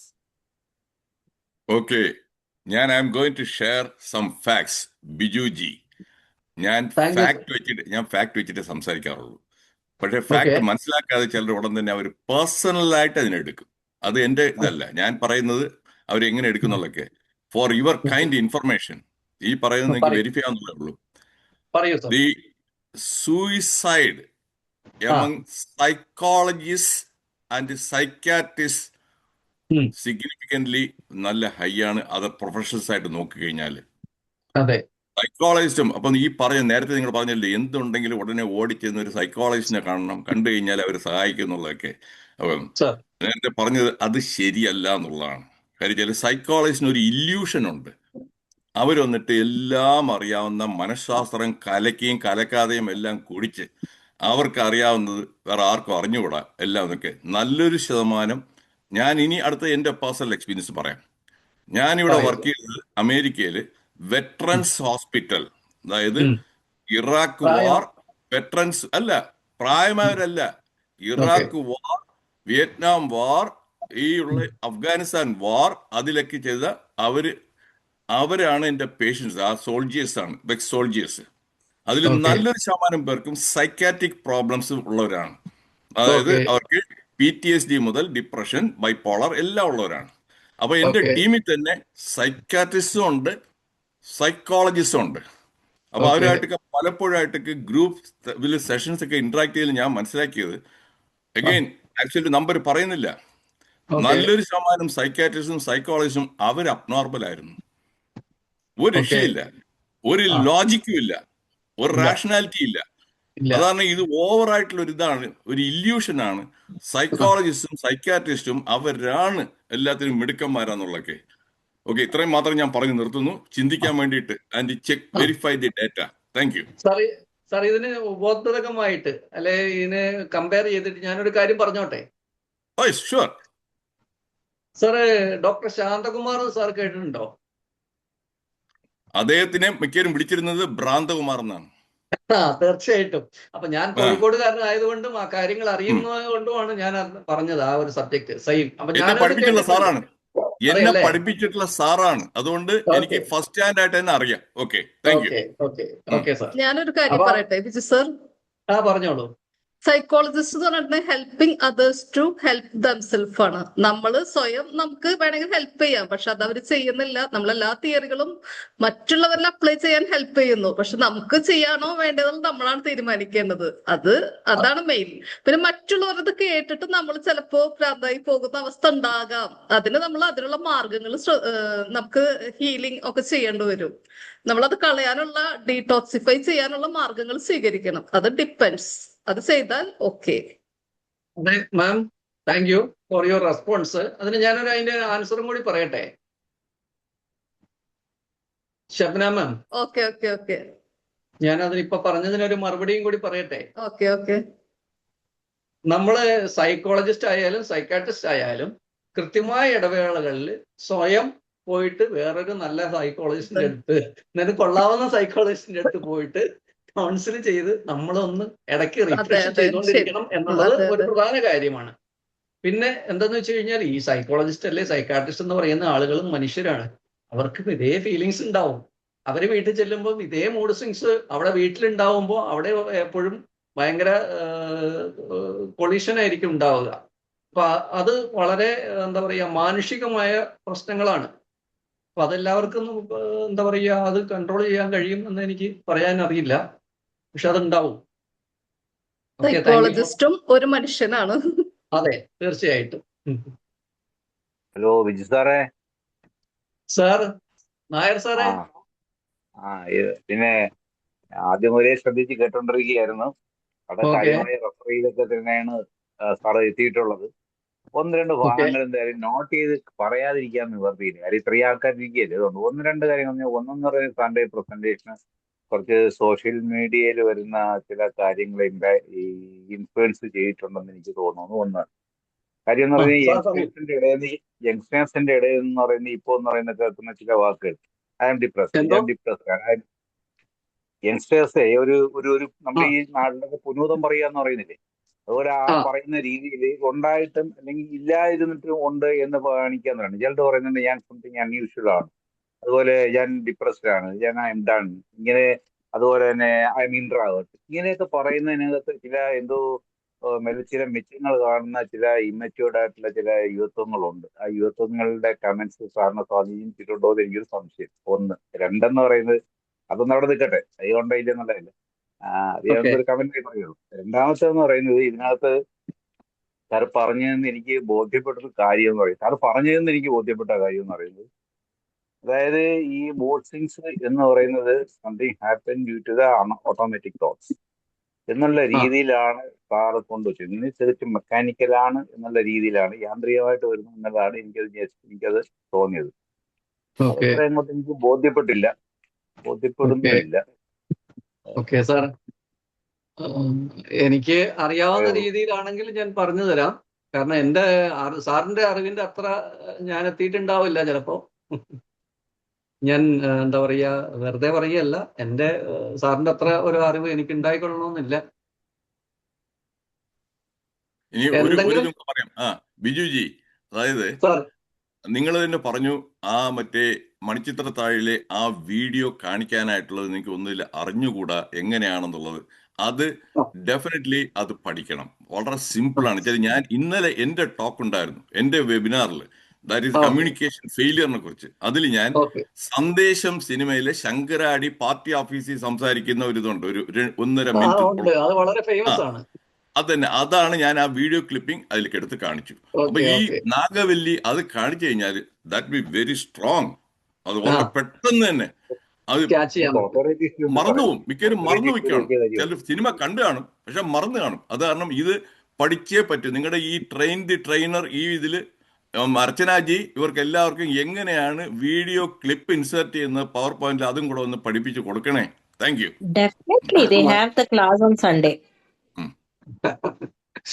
Okay ഒരു കോപ്പറേറ്റ് ഇഷ്യൂ വലിയ കാര്യമാണ്. സൂം മീറ്റിങ്ങിനകത്ത് ഇത്തരത്തിൽ ഫിലിംസിന്റെ പാട്ട് എടുക്കുന്നത് അത് പലപ്പോഴും ഇഷ്യൂസ് ഉണ്ടാക്കാറുണ്ട്. പിന്നെ ആരും കണ്ടില്ലെങ്കിൽ കുഴപ്പമില്ല. Good evening Biju okay sir. Thank you നമുക്ക് സാർ. പ്രാർത്ഥിച്ചിട്ടിടാം. ഗുഡ് എന്തോ ഈവനിങ് പറയൂ ലോയിസ് രാജ് മാം. സാർ. നല്ല ക്ലാസ് ആയിരുന്നു. Thank you. നല്ലൊരു വിഷയമാണ് സാറ് ചൂസ് ചെയ്തത്. അത് ക്ലൈമറ്റ് ആയിട്ട് കണക്ട് ചെയ്ത് പറയാൻ അതൊരു എക്സാമ്പിൾ ആയിട്ട് എടുത്തത് വളരെ നന്നായിരുന്നു. അപ്പം സാറ് ഓക്കെ മെൻഷൻ ചെയ്ത പോലെ മൂഡ് സ്വിങ്സ് എന്നുള്ളത് പലപ്പോഴും വെറും നമ്മുടെ ഹോർമോണൽ ഇംബാലൻസിനേക്കാൾ അപ്പുറത്ത് ചിലപ്പോൾ മെന്റൽ ഹെൽത്ത് ഇഷ്യൂസിന്റെ അല്ലെങ്കിൽ പേഴ്സണാലിറ്റി ഡിസോർഡറിന്റെ സിംറ്റം ആയിട്ടൊക്കെ വരാറുണ്ട്. പല കാരണങ്ങൾ ഉണ്ടാവാറുണ്ട്. അപ്പൊ അതിന്റെ കാരണം കണ്ടുപിടിക്കുക എന്നുള്ളത് വളരെ ഇമ്പോർട്ടന്റ് ആണ്. പലപ്പോഴും കാരണങ്ങൾ കണ്ടുപിടിച്ചാൽ പോലും ചിലപ്പോൾ പാർട്ട്നേഴ്സിനുള്ളിൽ ഇമോഷണൽ അൺഅവൈലബിലിറ്റി ഉണ്ടെങ്കിൽ പലപ്പോഴും ആ പ്രശ്നങ്ങൾ പരിഹരിക്കപ്പെടാതെ പോകാറുണ്ട്. അപ്പം അതെ എഫേർട്ട് ഇടുക, കമ്മ്യൂണിക്കേഷൻ, അതുപോലെ തന്നെ അണ്ടർസ്റ്റാൻഡിങ്, ഇതൊക്കെ വളരെ ഇമ്പോർട്ടൻ്റ് ആണ്. അതുപോലെ തന്നെ ഇപ്പം സാറ് പറഞ്ഞൊരു പോയിന്റുമായിട്ട് ഞാനൊരു കാര്യം ആഡ് ഓൺ ചെയ്യാനായിട്ട് ആഗ്രഹിക്കുകയാണ്. അതായത് നമ്മുടെ ടെക്നോളജി തന്നെ ഈ കാര്യത്തിൽ നമുക്ക് യൂസ് ചെയ്യാൻ പറ്റും. ഇപ്പം നിങ്ങൾ ഗൂഗിൾ പ്ലേ സ്റ്റോറിൽ സെർച്ച് ചെയ്യുകയാണെങ്കിൽ മൈ കലണ്ടർ എന്നൊക്കെ പറഞ്ഞുള്ള കുറേ ആപ്പുകൾ ഉണ്ട്. അതായത് ഓക്കെ സ്ത്രീകളുടെ PMSനെ മെൻസ്ട്രൽ സൈക്കിളിനെ ട്രാക്ക് ചെയ്യാൻ സഹായിക്കുന്ന ആപ്പുകളാണ്. ഇത് നമ്മുടെ അതെ പാർട്ട്ണർ നമുക്ക് പെയർ ചെയ്യാൻ പറ്റും. അപ്പൊ ഞാനിപ്പോ ഇന്ന് ഓവുലേഷൻ സ്റ്റേജിലാണെങ്കിൽ എന്റെ പാർട്ട്ണർക്ക് അയാളുടെ ഫോണിൽ നോക്കിയിട്ട് അറിയാൻ പറ്റും, ഓക്കെ ലോയിസ് ഇന്ന് ഓവുലേഷൻ സ്റ്റേജിലാണ്, അപ്പൊ അവളുടെ ഓക്കെ മൂഡ് അവൾ ഇങ്ങനെയായിരിക്കും ബിഹേവ് ചെയ്യാന്ന്. അപ്പൊ ഇങ്ങനെയുള്ള ടെക്നോളജിയുടെ നല്ല വശങ്ങൾ ഉപയോഗിച്ചുകൊണ്ടും നമുക്ക് ഈ കാര്യങ്ങൾ മാനേജ് ചെയ്യാൻ പറ്റും. എന്തായാലും സാർ ഇന്ന് എടുത്ത ഈ വിഷയം നല്ലൊരു വിഷയമായിരുന്നു. നന്നായിട്ട് തന്നെ പ്രസന്റ് ഓക്കെ ചെയ്തു സാർ. അത് ഞാൻ ma'am thank you Louis Raj ma'am. അത് ഒരു സബ്ജക്റ്റ് അല്ലെങ്കിൽ ഒരു പോയിന്റ് ഞാൻ പറയാൻ വിട്ടുപോയതാണ് ആക്ച്വലി. അപ്പൊ മൂഡ് ട്രാക്കിംഗ് എന്ന് പറഞ്ഞിട്ട് ഒരു പോയിന്റും കൂടി ഞാൻ പറയാനുണ്ടായിരുന്നു, ഞാൻ വിട്ടുപോയതാണ്. അതായത് നമ്മളെ മൂഡ് സ്വിങ്സ് ഉണ്ടാവുന്ന സമയങ്ങൾ ഒന്ന് എന്താ പറയുക ഡയറിയിൽ അല്ലെങ്കിൽ ആപ്പിൽ മെൻഷൻ ചെയ്ത് വെച്ചിട്ട് നമ്മുടെ മൂഡ് സ്വിങ്സ് ഏത് സമയത്ത് ഉണ്ടാവും എന്നുള്ളത് കൃത്യമായിട്ട് മാർക്ക് ചെയ്ത് കഴിഞ്ഞാൽ അത് കുറച്ചും കൂടി ഈസി ആയിട്ട് കൈകാര്യം ചെയ്യാൻ പറ്റും എന്നുള്ള ഒരു പോയിന്റ് പറയാൻ വിട്ടുപോയി എന്നുള്ളതിൽ ഞാൻ ഖേദിക്കുന്നു. എനിവേ താങ്ക് യു വിസാരി. ബിജു നല്ല സർ അപ്രോച്ച് ഇതിന് ഭയങ്കര ശരിയായിട്ട് എന്ന് പറയുന്നത് ഒരു ഇന്ററാക്റ്റീവ് സെക്ഷനായിട്ട് കൊണ്ടുവരാൻ ഈ കഴിഞ്ഞത് വളരെ വ്യത്യസ്തമായിട്ട് ഞാൻ സഹായിച്ചിട്ടുണ്ട്. വളരെ എഫക്റ്റീവായ ഒരു ഇന്ററാക്റ്റീവ് സെക്ഷനായിട്ട് തന്നെയാണ് ഇതിനെ ഞാൻ ചെയ്തിട്ടുള്ളത്. Thank you. Okay sir, thank you. Biju sir പറയൂ മാം. യെസ് യാ നല്ല സെഷൻ. ഈ മൂഡ് സ്വിങ്സ് മിക്കവാറും എല്ലാവർക്കും ഉണ്ടാവും തീർച്ചയായിട്ടും. അത് related to the period and also ഈ മെനോപോസ് വരുന്ന സമയത്തും ഒക്കെ അങ്ങനെ ബുദ്ധിമുട്ട് തീർച്ചയായിട്ടും ഉണ്ടാകും. ഏറ്റവും ഇമ്പോർട്ടൻ്റ് ആയിട്ട് വേണ്ടിയത് when we live as A couple, ഒരു ഫാമിലിയിലെ അണ്ടർസ്റ്റാൻഡിങ് ആണ് ഏറ്റവും കൂടുതൽ വേണ്ടത്. അത് അക്സെപ്റ്റ് ചെയ്യണം. അത് അങ്ങനെ ഒരു സംഭവം ഉണ്ട്, അല്ലാതെ വെറുതെ ദേഷ്യപ്പെടുന്നതോ വെറുതെ സങ്കടപ്പെടുന്നതോ അല്ല.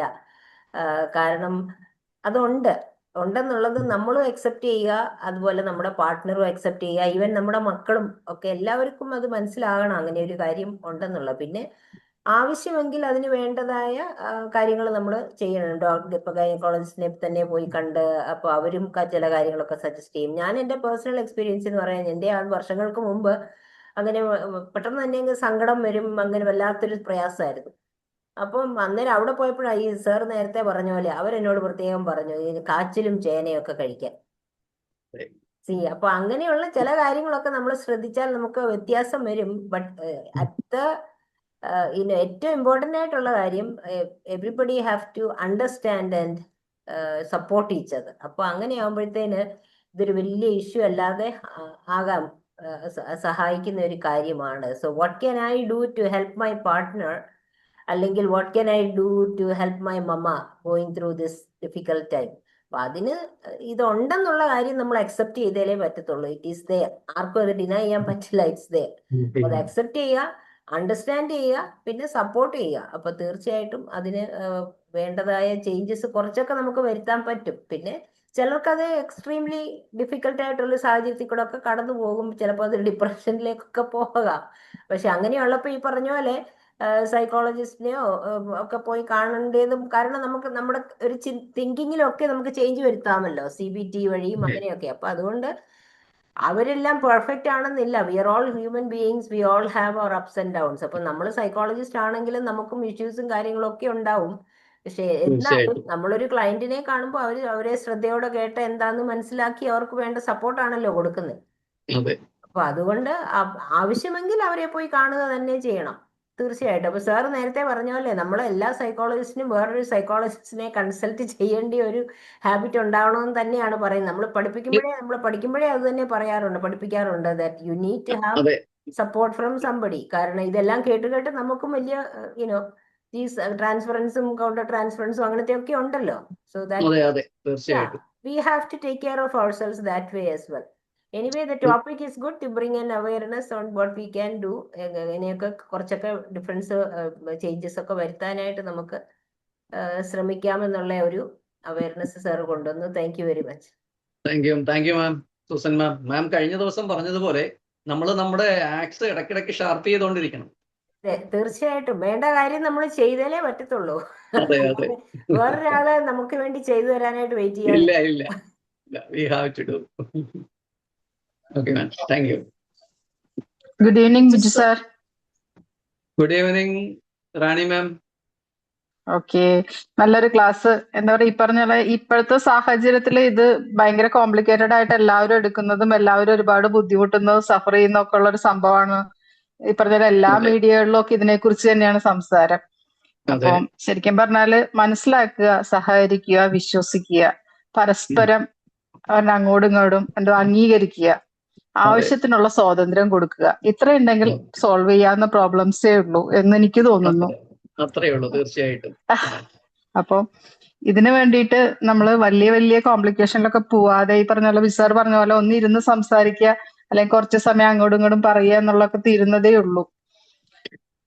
ഒരു മനഃശാസ്ത്രത്തിൽ കാണാൻ കഴിയാൻ പറ്റുന്നിടത്ത് എല്ലാ പ്രശ്നങ്ങളും സോൾവ് ആയി എന്നാണ് ശരിക്കും. അതെ അതെ. അപ്പൊ ഒരു സൈക്കാട്രിസ്റ്റിന്റെ അടുത്ത് പോയി കഴിഞ്ഞാൽ നമുക്ക് അറിയില്ല, ചിലപ്പോൾ കറക്റ്റ് പേഴ്സന്റെ അടുത്താണോ നമ്മൾ എത്തിപ്പെടുന്നതെന്ന് നമുക്ക് അറിയാൻ പറ്റില്ല. അല്ല, അതൊന്നും നമുക്കറിയില്ല. അപ്പൊ അത് ചിലപ്പോ കൂടുതൽ കോംപ്ലിക്കേഷൻ ഉണ്ടാക്കാറുണ്ട്. എന്റെ ഒരു ഫ്രണ്ടിന് ഇതുപോലെ സംഭവിച്ചു, അതുകൊണ്ടാണ് ഞാൻ ഓക്കെ. പറഞ്ഞത് കേട്ടോ. അപ്പൊ അതുകൊണ്ട് അതിനകത്ത് നമ്മൾ ഭയങ്കര കെയർഫുൾ ആയിരിക്കണം അല്ല, ഡയഗ്നോസിങ് അതിനകത്ത്. കറക്റ്റ് ആയിരിക്കണം. അതെ അതെ അതെ. ഇപ്പോ ഒരുപാട് ആളുകൾ ഉള്ളത് കൊണ്ടായിരിക്കാം, എക്സ്പീരിയൻസ് കുറവ് കൊണ്ടാണോ എന്നൊന്നും അറിയില്ല, പക്ഷെ അങ്ങനെ ഇപ്പൊ സംഭവിക്കുന്നുണ്ട്. എല്ലാവരും ആദ്യം തന്നെ ആദ്യം കൊടുക്കുന്ന സജഷൻ അത് തന്നെയല്ലേ, ഒരു സൈക്കാട്രിസ്റ്റിനെ അല്ലെങ്കിൽ സൈക്കോളജിസ്റ്റിനെ കാണൂ എന്നാണ് പറയുക. അപ്പൊ അത് നമ്മുടെ ചോയ്സ് എപ്പോഴും. സൈക്കാട്രിസ്റ്റിന്റെ അടുത്ത് പോയി കഴിഞ്ഞാൽ അവർ എപ്പോഴും എന്താ വെച്ച് കഴിഞ്ഞാൽ മെഡിസിൻ ആണ് തരിക. മെഡിസിൻ ആണ് തരിക. നമ്മൾ കൗൺസിലിംഗ് എല്ലാം കൂടുതലും അല്ല, നമുക്കെന്താ വെച്ചാൽ അവയർനെസ് ആണ് എപ്പോഴും. പലപ്പോഴും ഈ എന്താ പറയാ സൈക്കോളജിക്കൽ പ്രോബ്ലംസിന് എപ്പോഴും ആവശ്യം അവയർനെസ് ആണ്, സപ്രഷൻ അല്ല. അപ്പൊ മെഡിസിൻ പലപ്പോഴും സപ്രസ് ചെയ്യുക അല്ലെങ്കിൽ സപ്രസ് ചെയ്യാം. അപ്പൊ ഓക്കെ, അപ്പൊ ഒരു നല്ലൊരു സൈക്കോളജിസ്റ്റിനെ കണ്ട് കൗൺസിലിങ്ങിലൂടെയൊക്കെ, അതായത് നമ്മുടെ ചോയ്സ് എപ്പോഴും കറക്റ്റ് ആയിരിക്കാനായിട്ട് ശ്രദ്ധിക്കുക. അത് മാത്രമേ ഉള്ളൂ. കുറച്ചും കൂടെ ആപ്റ്റ് ആയിട്ടുള്ള തീരുമാനം എടുക്കുക. സൈക്കോളജിസ്റ്റിനെ കണ്ടതിന് ശേഷം സൈക്കോളജിസ്റ്റ് റെഫർ ചെയ്യുകയാണെങ്കിൽ സൈക്കാട്രിസ്റ്റിന്റെ അടുത്തേക്ക് പോയാൽ മതി. ഓക്കെ. ഓക്കെ, അപ്പൊ നല്ലൊരു ക്ലാസ്. നല്ലൊരു class. Okay sir, thank U. നല്ല ക്ലാസ് ആയിരുന്നു. നല്ല അടിപൊളി സെഷൻ ആയിരുന്നു. ഇന്ററാക്റ്റീവ് സെഷൻ ആയിരുന്നു. നല്ല ഇൻട്രസ്റ്റിങ്ങോടുകൂടി കേട്ടിരിക്കാൻ പറ്റിട്ടോ. പിന്നെ നിങ്ങൾക്കൊക്കെ ഓർമ്മ ഉണ്ടോന്ന് അറിയില്ല, അഭിഷാദ് ഗുരുവായൂരിന് പണി കിട്ടിയ ഒരു സബ്ജക്റ്റ് ആണത്. അറിയോ ആർക്കെങ്കിലും? ഞാനത് മെൻഷൻ ചെയ്യണമെന്ന് വിചാരിച്ചിരുന്നു. ഞാൻ ഈ അടുത്ത കാലത്ത് അദ്ദേഹത്തെ കാണുകയും ഞങ്ങളൊരു ഫോട്ടോ ഒക്കെ എടുക്കുകയൊക്കെ ചെയ്തിട്ടുണ്ടായിരുന്നു. ഫോട്ടോ എടുക്കേണ്ട കാര്യമില്ല, പുള്ളി കുടുങ്ങിയത് ഈ ഒരു വിഷയത്തിലാണ്. ഫേമസ് ആയി അത് കാരണം. ഫേമസ് ആവുകയും ചെയ്തില്ലേ, കുറച്ചുകൂടി ടിവിയിലൊക്കെ വന്നു, ന്യൂസിലൊക്കെ വന്നില്ലേ കുറച്ചുകൂടി. 2 ദിവസം ഉണ്ടായുള്ളൂ. കാരണം പുള്ളിയെ അതത്ര വലിയ കാര്യമായിട്ട് ആളുകൾ അല്ല, പുള്ളി മാപ്പ് പറഞ്ഞു. സ്ത്രീകളെ അതുപോലെ തെറ്റിദ്ധരിക്കാറുണ്ട് ഇത് വെച്ചിട്ട്. ശരിക്കും ഉള്ളതായിരിക്കും, ചിലപ്പോ വെറുതെ പറയുന്നവരും ഉണ്ടായിരിക്കും. മൂഡ് സ്വിങ്സ് എന്നൊക്കെ പറഞ്ഞിട്ട് പണിയെടുക്കാൻ പഠിച്ചിട്ടൊക്കെ. അല്ല, അത് എന്താ വെച്ച് കഴിഞ്ഞാല് മാം, ഷബ്ന മാം ഒന്ന് യൂട്യൂബ് എടുത്തിട്ട് മൂഡ് സ്വിങ്സ് കോമഡി എന്ന് പറഞ്ഞിട്ട് വെറുതെ ഒന്ന് അടിച്ചു നോക്കിക്കോളൂ. ഇഷ്ടംപോലെ വീഡിയോസ് ഉണ്ട്. കാരണം ഇത് ഒരുപാട് പേര് ദുരുപയോഗം ചെയ്യപ്പെടുന്നുണ്ട് എല്ലാ കാര്യങ്ങളെയും പോലെ തന്നെ. ചിലപ്പോഴൊക്കെ ചെയ്യാറില്ല, ഇല്ല ചില അത്യാവശ്യ പിന്നെ ചില ദിവസങ്ങൾ നല്ല പണി വരില്ലേ. പിന്നെ ഈ പറഞ്ഞ പോലെ ഞങ്ങൾ ചെയ്യാറുണ്ട് കേട്ടോ. പീരീഡ്സിന്റെ പിറ്റേ ദിവസവും നമുക്ക് നല്ല എനർജി ഉണ്ടായിരിക്കും. അങ്ങനെ നമുക്ക് നോക്കിയിട്ട് മനസ്സിലാവും എല്ലാ മാസവും ഒരുപോലെ ആയിരിക്കും നമ്മുടെ എനർജിയിൽ മാറ്റം വരിക എന്നുള്ളത്. PMSന്റെ ടൈമിൽ നമുക്ക് ട്രാക്ക് ചെയ്ത് വെച്ചാൽ കറക്റ്റ് ആണത്. അപ്പൊ നമുക്ക് നമ്മുടെ ഹസ്ബൻഡിന്റെയും മക്കളൊക്കെ പറഞ്ഞ് മനസ്സിലാക്കാൻ പറ്റും. സത്യം പറയാം, ചിലപ്പോ നമുക്ക് മടിയുണ്ടെങ്കിൽ അത് യൂസ് ചെയ്യുകയും ചെയ്യാം അത്യാവശ്യ ഘട്ടങ്ങളിലൊക്കെ. പിന്നെ ഈ മെനോപോസിന്റെ കാര്യം പറഞ്ഞല്ലോ, കാച്ചില്, ചേമ്പ് അങ്ങനത്തെ സാധനങ്ങളൊക്കെ കഴിക്കണം. അത് ഹൈന്ദവ ആചാരപ്രകാരം എവിടെ ഞാൻ വായിച്ചിരുന്നു. അതില് നമ്മൾ ഫോളോ ചെയ്തിട്ടുണ്ടെങ്കിൽ അത് അതിനൊക്കെ കൂടി വേണ്ടിയിട്ടാണെന്നാണ് പറയുന്നത്. അവിടെ ചില ദിവസങ്ങളിൽ ഏകാദശിക്കൊക്കെ, എനിക്കറിയില്ല കറക്റ്റ് ആയിട്ട്, ഇങ്ങനെ ചേമ്പ് കഴിക്കുന്ന ദിവസം ഇതിന്റെ ഫുഡ് കഴിക്കുന്നതിലൊക്കെ അതുപോലെ ഫോളോ ചെയ്യുന്നതൊക്കെ ഇതിന് വേണ്ടിയിട്ടാണെന്നാണ് പറയുന്നത്. നമ്മുടെ ഹോർമോൺ ചേഞ്ചിനെ കൂടിയിട്ട് മാറ്റം വരുത്താൻ വേണ്ടിയിട്ട്, ശരിയാക്കാൻ വേണ്ടിയിട്ടാണെന്നാണ് പറയുന്നത് പണ്ടത്തെ കാലത്ത്. ഇപ്പൊ ഒന്നും ആരും ചെയ്യുന്നില്ലല്ലോ അത്. അതെ, അങ്ങനെ അത് പറഞ്ഞുകൊണ്ടാണ് എന്റെ ഗൈനക്കോളജിസ്റ്റ് അത് കഴിക്കാൻ പറഞ്ഞത്. ബിക്കോസ് ഹോർമോൺ ലെവലിൽ അത് ഹെൽപ്പ് ചെയ്യുമെന്ന്. അതെ അതെ, ഈസ്ട്രജൻ, ഫൈറ്റോ ഈസ്ട്രജൻ കൂടുതലുള്ള സാധനങ്ങളാണ് അത്. അതുപോലെ സോയാ ചങ്ക്സ്, സോയ, അതൊക്കെ. Yes, that's right. പിന്നെ എനിക്ക് ആദ്യത്തിലൊക്കെ ഭയങ്കരമായിട്ട് നമ്മള് സ്റ്റാർട്ടിങ് ടൈമിലൊക്കെ പെരിമെനോപോസ് സ്റ്റാർട്ട് ചെയ്ത ടൈമിലൊക്കെ ഉണ്ടായിരുന്നു. പക്ഷെ എനിക്ക് മാറ്റം വന്നത് ട്രോമ ഹീലിംഗ് ചെയ്തപ്പോഴാട്ടോ. എനിക്കും എന്റെ ക്ലയൻസിനൊക്കെ മാറ്റം വരുന്നുണ്ട്. നമ്മളെന്താ ചെയ്യണമെന്ന് വെച്ചാൽ നമ്മുടെ ട്രോമാസ് ഒക്കെ ഏറ്റവും കൂടുതൽ നമ്മളെ ട്രിഗർ ചെയ്യുന്ന ടൈമാണ് ഈ ടൈം എന്ന് പറഞ്ഞിട്ടുണ്ടെങ്കിൽ, മെനോപോസ് ടൈം എന്ന് പറഞ്ഞിട്ടുണ്ടെങ്കിൽ. അപ്പൊ അതൊക്കെ നമ്മളെടുത്തത് മക്കളെ മേൽക്കാണ് ഏറ്റവും സേഫ് ആയിട്ട് ഇടുക. അപ്പൊ അത് നമ്മൾ ഹീലായി കഴിഞ്ഞിട്ടുണ്ടെങ്കിൽ അതിൽ വലിയ മാറ്റം സംഭവിച്ചിട്ടുണ്ട്. ഇപ്പൊ ഭയങ്കര ശാന്താണ് എന്റെ വീട്ടിലൊക്കെ. മക്കൾക്ക് സമാധാനം കിട്ടി ട്രോമ ഹീലിംഗ് ചെയ്ത് കഴിഞ്ഞപ്പോ എന്നുള്ളതാണ്. പിന്നെ ആൻഡ്രോപോസിന്റെ കാര്യം പറഞ്ഞപ്പോ ഞാൻ വായിച്ചിട്ടുള്ളത് 55 വയസ്സെന്നാണ്. പല ഇൻഫർമേഷൻസ് കിട്ടുന്നുണ്ട്. എനിക്ക് അതിന്റെ വയസ്സ് കൃത്യമായിട്ട് കിട്ടിയിട്ടില്ല. സാർ പറഞ്ഞ 40. പിന്നെ ഒന്ന് കണ്ടത് കോൺസ്റ്റന്റ് ആയിട്ടാണ് അവിടെ ഇങ്ങനെ ഒരു നമ്മൾ കോൺസ്റ്റന്റ് ആയിട്ട് ഒരു ഏരോ പോലെ താഴേക്ക് വരികയാണ് ചെയ്യുക. പെണ്ണുങ്ങൾക്ക് പെട്ടെന്നല്ലേ ഉണ്ടാവുക. ആണുങ്ങളുടെ കാര്യം അപ്പൊ അങ്ങനെ കറക്റ്റ് ആയിട്ട് പറയാൻ പറ്റില്ല എന്നൊക്കെ വായിച്ചിട്ടുണ്ടായിരുന്നു. ഇപ്പോഴും എനിക്ക് അതിന്റെ ഒരു ക്ലാരിറ്റി കിട്ടിയിട്ടില്ല. ആ വയസ്സിന്റെ അത് കാര്യത്തില്. ആൻഡ്രോപോസിന് വയസ്സിന്റെ കാര്യത്തിൽ അങ്ങനെ ക്ലാരിറ്റി ഒന്നുമില്ല. അത് ഓരോരുത്തരുടെ ആളുകളുടെ ബോഡി അനുസരിച്ച് ചിലർക്ക് പെട്ടെന്ന് ഓക്കെ സംഭവിക്കാം. ഓക്കെ അപ്പം ഓക്കെ. ഇറിറ്റബിൾ മെയിൽ സിൻഡ്രോം എന്ന് പറയുന്നതിന് ഏജ് തന്നെ ഇല്ല. ഏത് സമയത്തും ഉണ്ടാകാം. അതെ അതെ. ടെസ്റ്റോസ്റ്ററോൺ ലെവല് പെട്ടെന്ന് താഴെ പോകുന്ന ഒരവസ്ഥ. അപ്പം മൂഡ് സ്വിങ്സ് ഉണ്ടാവും. ഈ ഗ്രൂപ്പില് ഡോക്ടറായിട്ട് 50 കൊല്ലത്തിലേറെ പ്രാക്ടീസ് ചെയ്ത ഒരാൾ ഞാൻ മാത്രമേ ഉള്ളൂ. ഈ ഇറിറ്റബിൾ മെയിൽ സിൻഡ്രോം എന്നുള്ളത് പറഞ്ഞത് തന്നെ അത് തന്നെ ശരിയല്ല എന്നുള്ളതാണ്. അത് ഒരുപാട് മെഡിക്കൽ ഈ ഫീൽഡിൽ തന്നെ ഇത് ചെയ്തിട്ടുണ്ട്. ഇതെല്ലാം ചുമ്മാതെ ടെസ്റ്റോസ്റ്ററോൺ ആട്രിബ്യൂട്ട് ചെയ്യുന്നു. ആ ഓൾഡ് ഏജിൽ വേറെ ഒരുപാട് ഹെൽത്ത് പ്രോബ്ലംസ് അവർക്ക് വരികയാണ്. അപ്പോഴത്തേക്ക് ഡയബറ്റീസ്, ഹൈ ബ്ലഡ് പ്രഷർ, ഇങ്ങനെ പലതും വരുന്നു. അതുമായിട്ടുള്ള പ്രശ്നങ്ങളും ആ ലോൺലിനെസ്സും ഏകാന്തയും അതെല്ലാം വന്ന ഒരു ഇറിറ്റബിൾ ആകുന്നതിന് എല്ലാത്തിനും ഒരു ഹോർമോൺ എടുത്ത് കൊടുക്കുകയാണ്. ഏറ്റവും വലിയ പ്രശ്നം എന്താ അറിയാം, എന്ത് വന്നു കഴിഞ്ഞാലും ഉള്ള ഒരു ഹോർമോണാണ്. ഇതിന്റെ കുഴപ്പമാണ്. No, so irritable male syndrome is not primarily because of the testosterone. അതൊരു കച്ചവടമാക്കുകയാണ്. അങ്ങനെ പറഞ്ഞാൽ വയ്ക്കുമ്പോൾ പിന്നെ testosterone over the counter herbal ഇതിനൊക്കെ കച്ചവടം നടക്കുകയാണ്. അതാണ് നടക്കുന്നത്. Okay, thank you. Okay sir, I am not aware about it.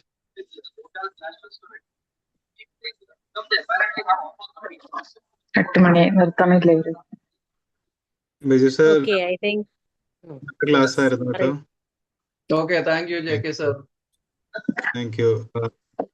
Actually ഇതിനകത്ത് മെയിൻലി ഈ കപ്പിൾസ് തമ്മിലുള്ള ഇത് വരുമ്പോൾ നമ്മുടെ മെയിൽസിന് വരുന്ന ഒരു ഇഷ്യൂ വരുമ്പോൾ ഞാൻ എപ്പോഴും പേഴ്സണൽ എക്സ്പീരിയൻസ് ആയിട്ടുള്ള കാര്യം, നമുക്ക് ഈ മൂഡ് സ്വിങ് വരുമ്പം പാർട്ട്നേഴ്സിന്റെ മ്യൂട്ട് ചെയ്യും.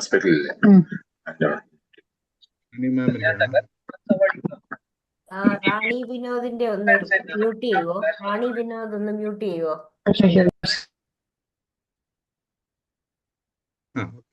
JK പറയൂ. അപ്പം കപ്പിൾസിന്റെ ഇടയിൽ ഞാൻ ശ്രദ്ധിച്ചിട്ടുള്ള സാർ, നമ്മൾ ആണുങ്ങൾക്ക് ഈ ഒരു ഇത് ആസ് ലോങ് ആസ് ആ ഒരു അണ്ടർസ്റ്റാൻഡിങ് ആയി കഴിഞ്ഞ ഒരു മാരിനേഷൻ സ്റ്റേജ് കഴിഞ്ഞ ഒരു കപ്പിൾസിലാണെങ്കിൽ ഓക്കെ. ബട്ട് അൺടിൽ ദെൻ ഈ പറയുന്ന മൂഡ് സ്വിങ് എന്ന് പറയുന്ന ഒരു കാര്യം ആക്ച്വലി നമുക്ക് മാത്രമേ അറിയത്തുള്ളൂ ആ മൂഡ് സ്വിങ് ആണോ അല്ലയോ എന്നുള്ളൊരു കാര്യം, അല്ലേ? കാരണം വേറെ ആർക്കും അറിയത്തില്ല നമ്മൾ ആ ഒരു സ്റ്റേജിലാണോ നിൽക്കുന്നത് അല്ലയോ എന്നുള്ളത്. സോ ഏറ്റവും ബേസിക് ആയിട്ട് പറയാൻ പറ്റുന്നത് നമ്മൾ കൺവേ ചെയ്യുക എന്നുള്ളതാണ്. ഒരു എന്താ പറയുന്നത്, to be taken for granted, അല്ലെങ്കിൽ മനസ്സിലാക്കിക്കോളും എന്നൊരു ചിന്ത. അവിടാണ് പ്രോബ്ലംസിന്റെ കുഴപ്പം തുടങ്ങുന്നത്. എന്റെ ഭാര്യയല്ലേ അല്ലെങ്കിൽ എന്റെ ഭർത്താവില്ലേ, ഹി ഷുഡ് അണ്ടർസ്റ്റാൻഡ്, അല്ലെങ്കിൽ ഹി വിൽ നോ. അവിടെ തെറ്റി തുടങ്ങും കാര്യങ്ങൾ. സോ ആ ഒരു കമ്മ്യൂണിക്കേഷൻ എങ്കിലും എന്ന് വെച്ചാൽ ഇപ്പൊ ഒരു പോസ് കൊടുക്കുക, പറയാ എന്റെ മൂഡൊന്നും ശരിയല്ല, നമുക്ക് പിന്നെ സംസാരിക്കാം എന്ന് പറഞ്ഞ് ഒന്ന് മാറിക്കഴിഞ്ഞാൽ ഓക്കെ, അവിടെ ആ റെസ്പെക്റ്റും കിട്ടും, പിന്നെ സ്മൂത്ത് ആവും കാര്യം. ഓക്കെ, അപ്പൊ പിന്നെ കേട്ടല്ലോ, ആ ഒരു വെർബൽ കമ്മ്യൂണിക്കേഷൻ നടന്നു കഴിയുമ്പോൾ then things will be smoother from there. കാരണം ഇപ്പം നമ്മുടെ വെർബൽ നിർത്തി, ഇപ്പം സാർ നേരത്തെ പറഞ്ഞ പോലെ ഫുള്ളി ഫോണിൽ കൂടെ കമ്മ്യൂണിക്കേറ്റ് ചെയ്യുക എന്നുള്ള കാര്യങ്ങളൊക്കെ ആയതുകൊണ്ടുള്ളൊരു വിഷയങ്ങളാണ് അധികവും എനിക്ക് ഫീൽ ചെയ്തിട്ടുള്ളത്. ഇനി അതൊന്ന് ആഡ് ചെയ്യണമെന്ന് തോന്നിയതാണ്. But very nice class. പിന്നെ ഇപ്പൊ പറഞ്ഞപ്പോ പെട്ടെന്നൊരു കാര്യം പറയാൻ വന്നതെന്ന് വെച്ച് കഴിഞ്ഞാൽ, നമ്മൾ ഈ ഇറിറ്റബിൾ മെയിൽ സിൻഡ്രോം എന്നുള്ളത് ഈ ടെസ്റ്റോസ്റ്ററോൺ ലെവൽ താഴ്ന്നു പോകുന്നു എന്നുള്ളതാണ് നമുക്ക് ഓൺലൈനിൽ കിട്ടുന്ന ഇൻഫർമേഷൻ. ഇത് ഞാൻ വീഡിയോ ഒന്നും കണ്ടിട്ട് എടുത്ത ഇൻഫർമേഷൻ അല്ല, ഇത് ഗൂഗിൾ ചെയ്ത് കിട്ടിയ ഇൻഫർമേഷൻ ആണ്. പിന്നെ വേറൊരു കാര്യം എന്താന്ന് ചോദിച്ചു കഴിഞ്ഞാൽ, ഈ മൂഡ് സ്വിങ്സ് ഉണ്ടാവാൻ നമ്മൾ കൂടുതൽ പഞ്ചസാരയുള്ള അടങ്ങിയ ഫുഡ്, പഞ്ചസാര എന്ന് പറയുമ്പോൾ നമ്മൾ ഷുഗർ അങ്ങനെ തന്നെ കഴിക്കണമെന്നില്ല. നമ്മൾ എന്താ പറയുക, കാർബോഹൈഡ്രേറ്റ്സ് ഏത് കഴിച്ചാലും നമുക്ക് പഞ്ചസാര കൂടുതലാണ് ഇൻടേക്ക് വരുന്നത്. അപ്പം ആ പഞ്ചസാര കൂടുന്ന ഭക്ഷണം, അതായത് എന്താ പറയുക, കംപ്ലീറ്റ് മീൽ അല്ലാത്ത എല്ലാ മീലുകളും, നമ്മളിപ്പോൾ കഴിക്കുന്ന ചോറ്, കുറെ അധികം ചോറ് കഴിക്കുന്ന, അല്ലെ ചപ്പാത്തി കഴിക്കുന്നു, അല്ലെ പുട്ട് കഴിക്കുന്നു, അപ്പൊ അതിന്റെ കൂടെ നമ്മൾ കഴിക്കുന്ന ഫുഡ് എപ്പോഴും അതിന്റെ കൂടെ ഉള്ളത്, നമുക്ക് ചോറിന്റെ കൂടെ ചമ്മന്തി കഴിച്ചാൽ നമുക്ക് ഒരിക്കലും പ്രോട്ടീനോ ഫൈബറോ കിട്ടില്ല. അപ്പൊ ചോറിന്റെ കൂടെ നമുക്ക് വെജിറ്റബിൾസ് ഒക്കെ നല്ലവണ്ണം കഴിക്കണം. പ്രോട്ടീൻ ഉള്ള മുട്ട, മാംസം അല്ലെങ്കിൽ മീറ്റ് എന്തെങ്കിലും കഴിക്കുക, ചിക്കനൊക്കെ കഴിക്കുക, അപ്പൊ നല്ല പ്രോട്ടീൻ കിട്ടും. ഇത് ഈ പ്രോട്ടീൻ അല്ലെ മറ്റു സംഭവങ്ങൾ ഇല്ലാത്തത് കൊണ്ട്, vitamin B12, B6, omega fatty acid, ഇത്തരം കാര്യങ്ങൾ ഇല്ലാത്തത് കൊണ്ടും നമുക്ക് ഈ മൂഡ് സ്വിങ്സ് ഉണ്ടാവുന്നുണ്ട്. അപ്പൊ അതിന് സ്ത്രീ പുരുഷ വ്യത്യാസമൊന്നുമില്ല. ഹൈ ഡയബറ്റിക് ആയ ഒരാൾക്ക് മൂഡ് സ്വിങ്സ് ഉണ്ടാവും, പെട്ടെന്ന് കിട്ടുണ്ടാവും. അതുപോലെ എന്താ പറയുക, പ്രഷർ വേരിയേഷൻ ഉള്ള ആളുകൾക്ക് മൂഡ് സ്വിങ്സ് ഉണ്ടാവും. നമുക്ക് BP ഡൗൺ ആവുന്ന ആളുകൾ പെട്ടെന്ന് വയലന്റ് ആവും, അല്ലെ BP ഹൈ ആവുന്ന ആളുകൾ, BP കൂടുതലാന്ന് പറയല്ലേ, ചൂടാവുന്ന ആളുകളെ പറ്റി നമ്മൾ വളരെ വയലന്റ് ആവുന്ന ആളുകളെ പറ്റി അയാൾക്ക് ഭയങ്കര BP എന്ന് പറയും. ഇപ്പൊ വളരെ കോമൺ ആയിട്ട് പറയുന്ന ഒരു കാര്യമാണ്. ഇപ്പൊ ഹൈ BP വന്നു കഴിഞ്ഞാലും നമുക്ക് മൂഡ് സ്വിങ്സ് ഉണ്ടാവാം. പക്ഷെ അത് നമുക്ക് ഓപ്പോസിറ്റ് നിൽക്കുന്ന ആൾക്ക് അത് മനസ്സിലാക്കണമെന്നും നിർബന്ധമില്ല. അപ്പൊ നമ്മൾ നമ്മുടെ കുട്ടികളെ അല്ലെ ഭാര്യയോ ഒക്കെ ചിലപ്പം വെറുതെ ആവശ്യമില്ലാതെ അടിക്കുകയൊക്കെ ചെയ്തെന്ന് വന്നേക്കാം ചെറിയ കാര്യത്തിന്. നാളെ നമ്മൾ ഓക്കെ പറഞ്ഞത് കേട്ടില്ല, വിളിച്ചിട്ട് വന്നില്ല. ഓക്കെ ബിജുജി, ഇതിൽ ഞാൻ എൻ്റെ പറയാതെ പോയി കഴിഞ്ഞാൽ I be doing injustice to myself. അതുകൊണ്ട് ഞാൻ പറഞ്ഞേ പറയൂ പറ്റൂ. അതായത് പറയൂ ഹൈ സർ. BP വന്നു ചൂടാന്ന് പറഞ്ഞാൽ തെറ്റ്. ചൂടായാൽ ഹൈ BP ആവും, not the other way around. High ശരി BP സാർ. ഉള്ള ഒരാൾ ചൂടാകത്തില്ല, പക്ഷേ ചൂടായാൽ ഇവർ അഡ്രീനലിൻ കൂടുതൽ ഇത് വരുമ്പോൾ ബ്ലഡ് പ്രഷർ കൂടും. തിരിച്ചാണ്. അതല്ലാതെ ഹൈ ഓക്കെ BP ഉള്ള ഒരാൾ ഒരിക്കലും ചൂടാറില്ല. ഞാൻ എത്രയോ ഇതിന് എമർജൻസി റൂമിൽ ഞാൻ വർക്ക് ചെയ്തിട്ടുണ്ട്. ഒരു ഓക്കെ പലപ്പോഴും വേറെ ക്ലിനിക്കിൽ വന്നിട്ട് അയാൾ അറിയുന്നില്ല, വന്ന് ബ്ലഡ് പ്രഷർ എടുത്ത് പോയി 200 പറഞ്ഞാൽ വളരെ ഹൈ. അയാൾക്ക് അതെ ഒരു സിംറ്റം ഇല്ല, അയാൾ കൂളായിട്ടിരിക്കുന്നു. അങ്ങനെ ആ എത്രയോ പേരെ കണ്ടിട്ടുണ്ട്. അതുകൊണ്ടാണ് blood pressure, high blood pressure itself is not going to make a person ഒരു mood swing. It is the anchor that triggers the blood pressure. Okay, thank you. Okay sir. Hi. അപ്പം ഒരുപാട് എന്താ പറയണത് ചർച്ചകൾ നടന്ന ഒരു വിഷയം തന്നെയായിരുന്നു ഇന്നത്തെ ടോപ്പിക് എന്ന് പറയുന്നത്. ഈ പറയുന്ന പോലെ ഒരുപാട് ചർച്ച ചെയ്യാൻ ഇനിയും സ്കോപ്പ് ഉള്ള ഒരു വിഷയം തന്നെയാണ് അല്ലേ. അതെ എല്ലാവർക്കും നമ്മള് ഫാക്ട്സും ഇതും എല്ലാം വെച്ച് പറയുന്നതിന്റെ ഒപ്പം തന്നെ എല്ലാവർക്കും അവരുടേതായ എക്സ്പീരിയൻസിൽ ഒരുപാട് കാര്യങ്ങൾ പറയാനുള്ള ഒരു വിഷയം തന്നെയാണ് ഇത്. നേരത്തെ ശബ്ന മാം പറഞ്ഞതുപോലെ തന്നെ ഒരു 70% യാഥാർത്ഥ്യമാണെങ്കിൽ 30% അവസരോചിതമായിട്ട് മൂഡ് സ്വിങ് വരാറുണ്ട് എന്ന് പറഞ്ഞു അല്ലെ. അപ്പൊ it depends on each and every person. ഈ ഒറ്റൊരു ആ ഒരു വാക്കിലേക്കാണ് എല്ലാം ഒതുക്കിയിട്ടുള്ളത് മൂഡ് സ്വിങ് എന്നുള്ളത്. പലപ്പോഴും ഉണ്ട്. ചിലപ്പോൾ കമ്മ്യൂണിക്കേഷന്റെ ലാക്ക് ഓഫ് കമ്മ്യൂണിക്കേഷൻ കൊണ്ടുണ്ടാവുന്ന പൊട്ടിത്തെറികളും മൂഡ് സ്വിങ്ങിന്റെ പേരിൽ ഒലിച്ചു പോവാറുണ്ട്, isn't it? നമ്മൾ പലപ്പോഴും ഉണ്ട്. കമ്മ്യൂണിക്കേഷൻ ഇല്ലാതെയായി വരുന്ന അമർഷം, ആ ഉള്ളിൽ കിടക്കുന്ന വിഷമവും അമർഷവും ദേഷ്യവും എല്ലാം പുറത്തു വരുമ്പോൾ നിസാരമായി അതിന് മൂഡ് സ്വിങ് ആണ് എന്ന് പറഞ്ഞും തള്ളിക്കളയുന്ന പാർട്ട്നേഴ്സ് ഉണ്ടാവും. സോ തീർച്ചയായും തീർച്ചയായിട്ടും മോർ ദാൻ ഇങ്ങനെ ഈ ഒരു മൂഡ് സ്വിങ് അല്ലെങ്കിൽ സയന്റിഫിക് ആയിട്ടുള്ള ഈസ്ട്രോജൻ അല്ലെങ്കിൽ ഇങ്ങനത്തെ കാര്യങ്ങളെ കുറിച്ച് പറയുന്നതിന്റെ ഒപ്പം തന്നെ പറയേണ്ടത് രണ്ട് വ്യക്തികളും പരസ്പരം മനസ്സിലാക്കി അവരുടെ ഈ പറയുന്ന ഈ മെനോപോസ് ഇതിനൊക്കെ അവിടെ വെക്കുക. അതൊക്കെ ശരിയാണ്, അതൊക്കെ നമുക്ക് ശരിയും തെറ്റും ഒക്കെ നോക്കുകയും അതിന് സയന്റിഫിക് ആയിട്ടുള്ള എക്സ്പ്ലനേഷൻ ഒക്കെ ഉണ്ടാവേണ്ടതാണ്. പക്ഷെ അതിന് ഉപരി വ്യക്തികൾ തമ്മിൽ മനസ്സിലാക്കി കഴിയുമ്പോൾ ഓട്ടോമാറ്റിക്കലി അവർ എന്തിനോട് റിയാക്ട് ചെയ്യുന്നു, എങ്ങനെ റിയാക്ട് ചെയ്യുന്നു, എന്ത് വിഷയമാണ് പാർട്ട്ണറിനെ ഇറിറ്റേറ്റ് ചെയ്യുന്നത്, എന്ത് വിഷയമാണ് പാർട്ട്ണറിനെ സന്തോഷിപ്പിക്കുന്നതെന്ന് തീർച്ചയായിട്ടും രണ്ടുപേർക്കും പരസ്പരം മനസ്സിലാക്കാൻ സാധിക്കുന്നതാണ്. That is due to initial കാലഘട്ടത്തിൽ തന്നെ തുടങ്ങിയിട്ടുള്ള കമ്മ്യൂണിക്കേഷനിലൂടെയും മനസ്സിലാക്കലിലൂടെയും കണ്ടുപിടിക്കാൻ സാധിക്കുന്ന കാര്യങ്ങളാണ്. അപ്പൊ അത് പലപ്പോഴും ഈ മൂഡ് സ്വിംഗ് എന്നുള്ള സ്റ്റേജും അല്ലെങ്കിൽ മെനോപോസ് എന്നുള്ള സ്റ്റേജ് വരുമ്പോഴാണ് ആളുകൾ ദമ്പതികൾ പരസ്പരം മനസ്സിലാക്കാൻ തുടങ്ങുന്നത് ചില സ്റ്റേജിൽ. അപ്പൊ they might find it tough. ഇതാണോ കാരണം, അതാണോ കാരണം എന്നുള്ള തോന്നലുകളെല്ലാം ഉണ്ടാവും. എന്തായാലും ചർച്ച ചെയ്യപ്പെടേണ്ട വിഷയവും വളരെ മനോഹരമായി തന്നെ അത് സർ എക്സ്പ്ലെയിൻ ചെയ്യുകയും ചെയ്തു. അപ്പോൾ ഇത്രയും നല്ലൊരു ടോപ്പിക് ചർച്ചയ്ക്ക് കൊണ്ടുവന്നതിന് ഒരുപാട് നന്ദി. അതുപോലെ തന്നെ നല്ലൊരു ഇൻട്രോ തന്ന ഷബ്ന മാമിനും ഒരുപാട് നന്ദി. ഈ ടോപ്പിക് ഇത്ര ലൈവായി ഇത്ര നേരം ചർച്ച ചെയ്ത് ഇവിടെ വന്ന് ഒത്തുചേർന്ന് മറ്റെല്ലാവർക്കും ഒരുപാട് നന്ദി പറയുന്നു. നമ്മൾ മറ്റൊരു ട്രെയിനറുമായി നമുക്ക് തിങ്കളാഴ്ച വീണ്ടും കാണാം. So until then good night. Thank you. Good night. Good night. Good night. Good night. Good night.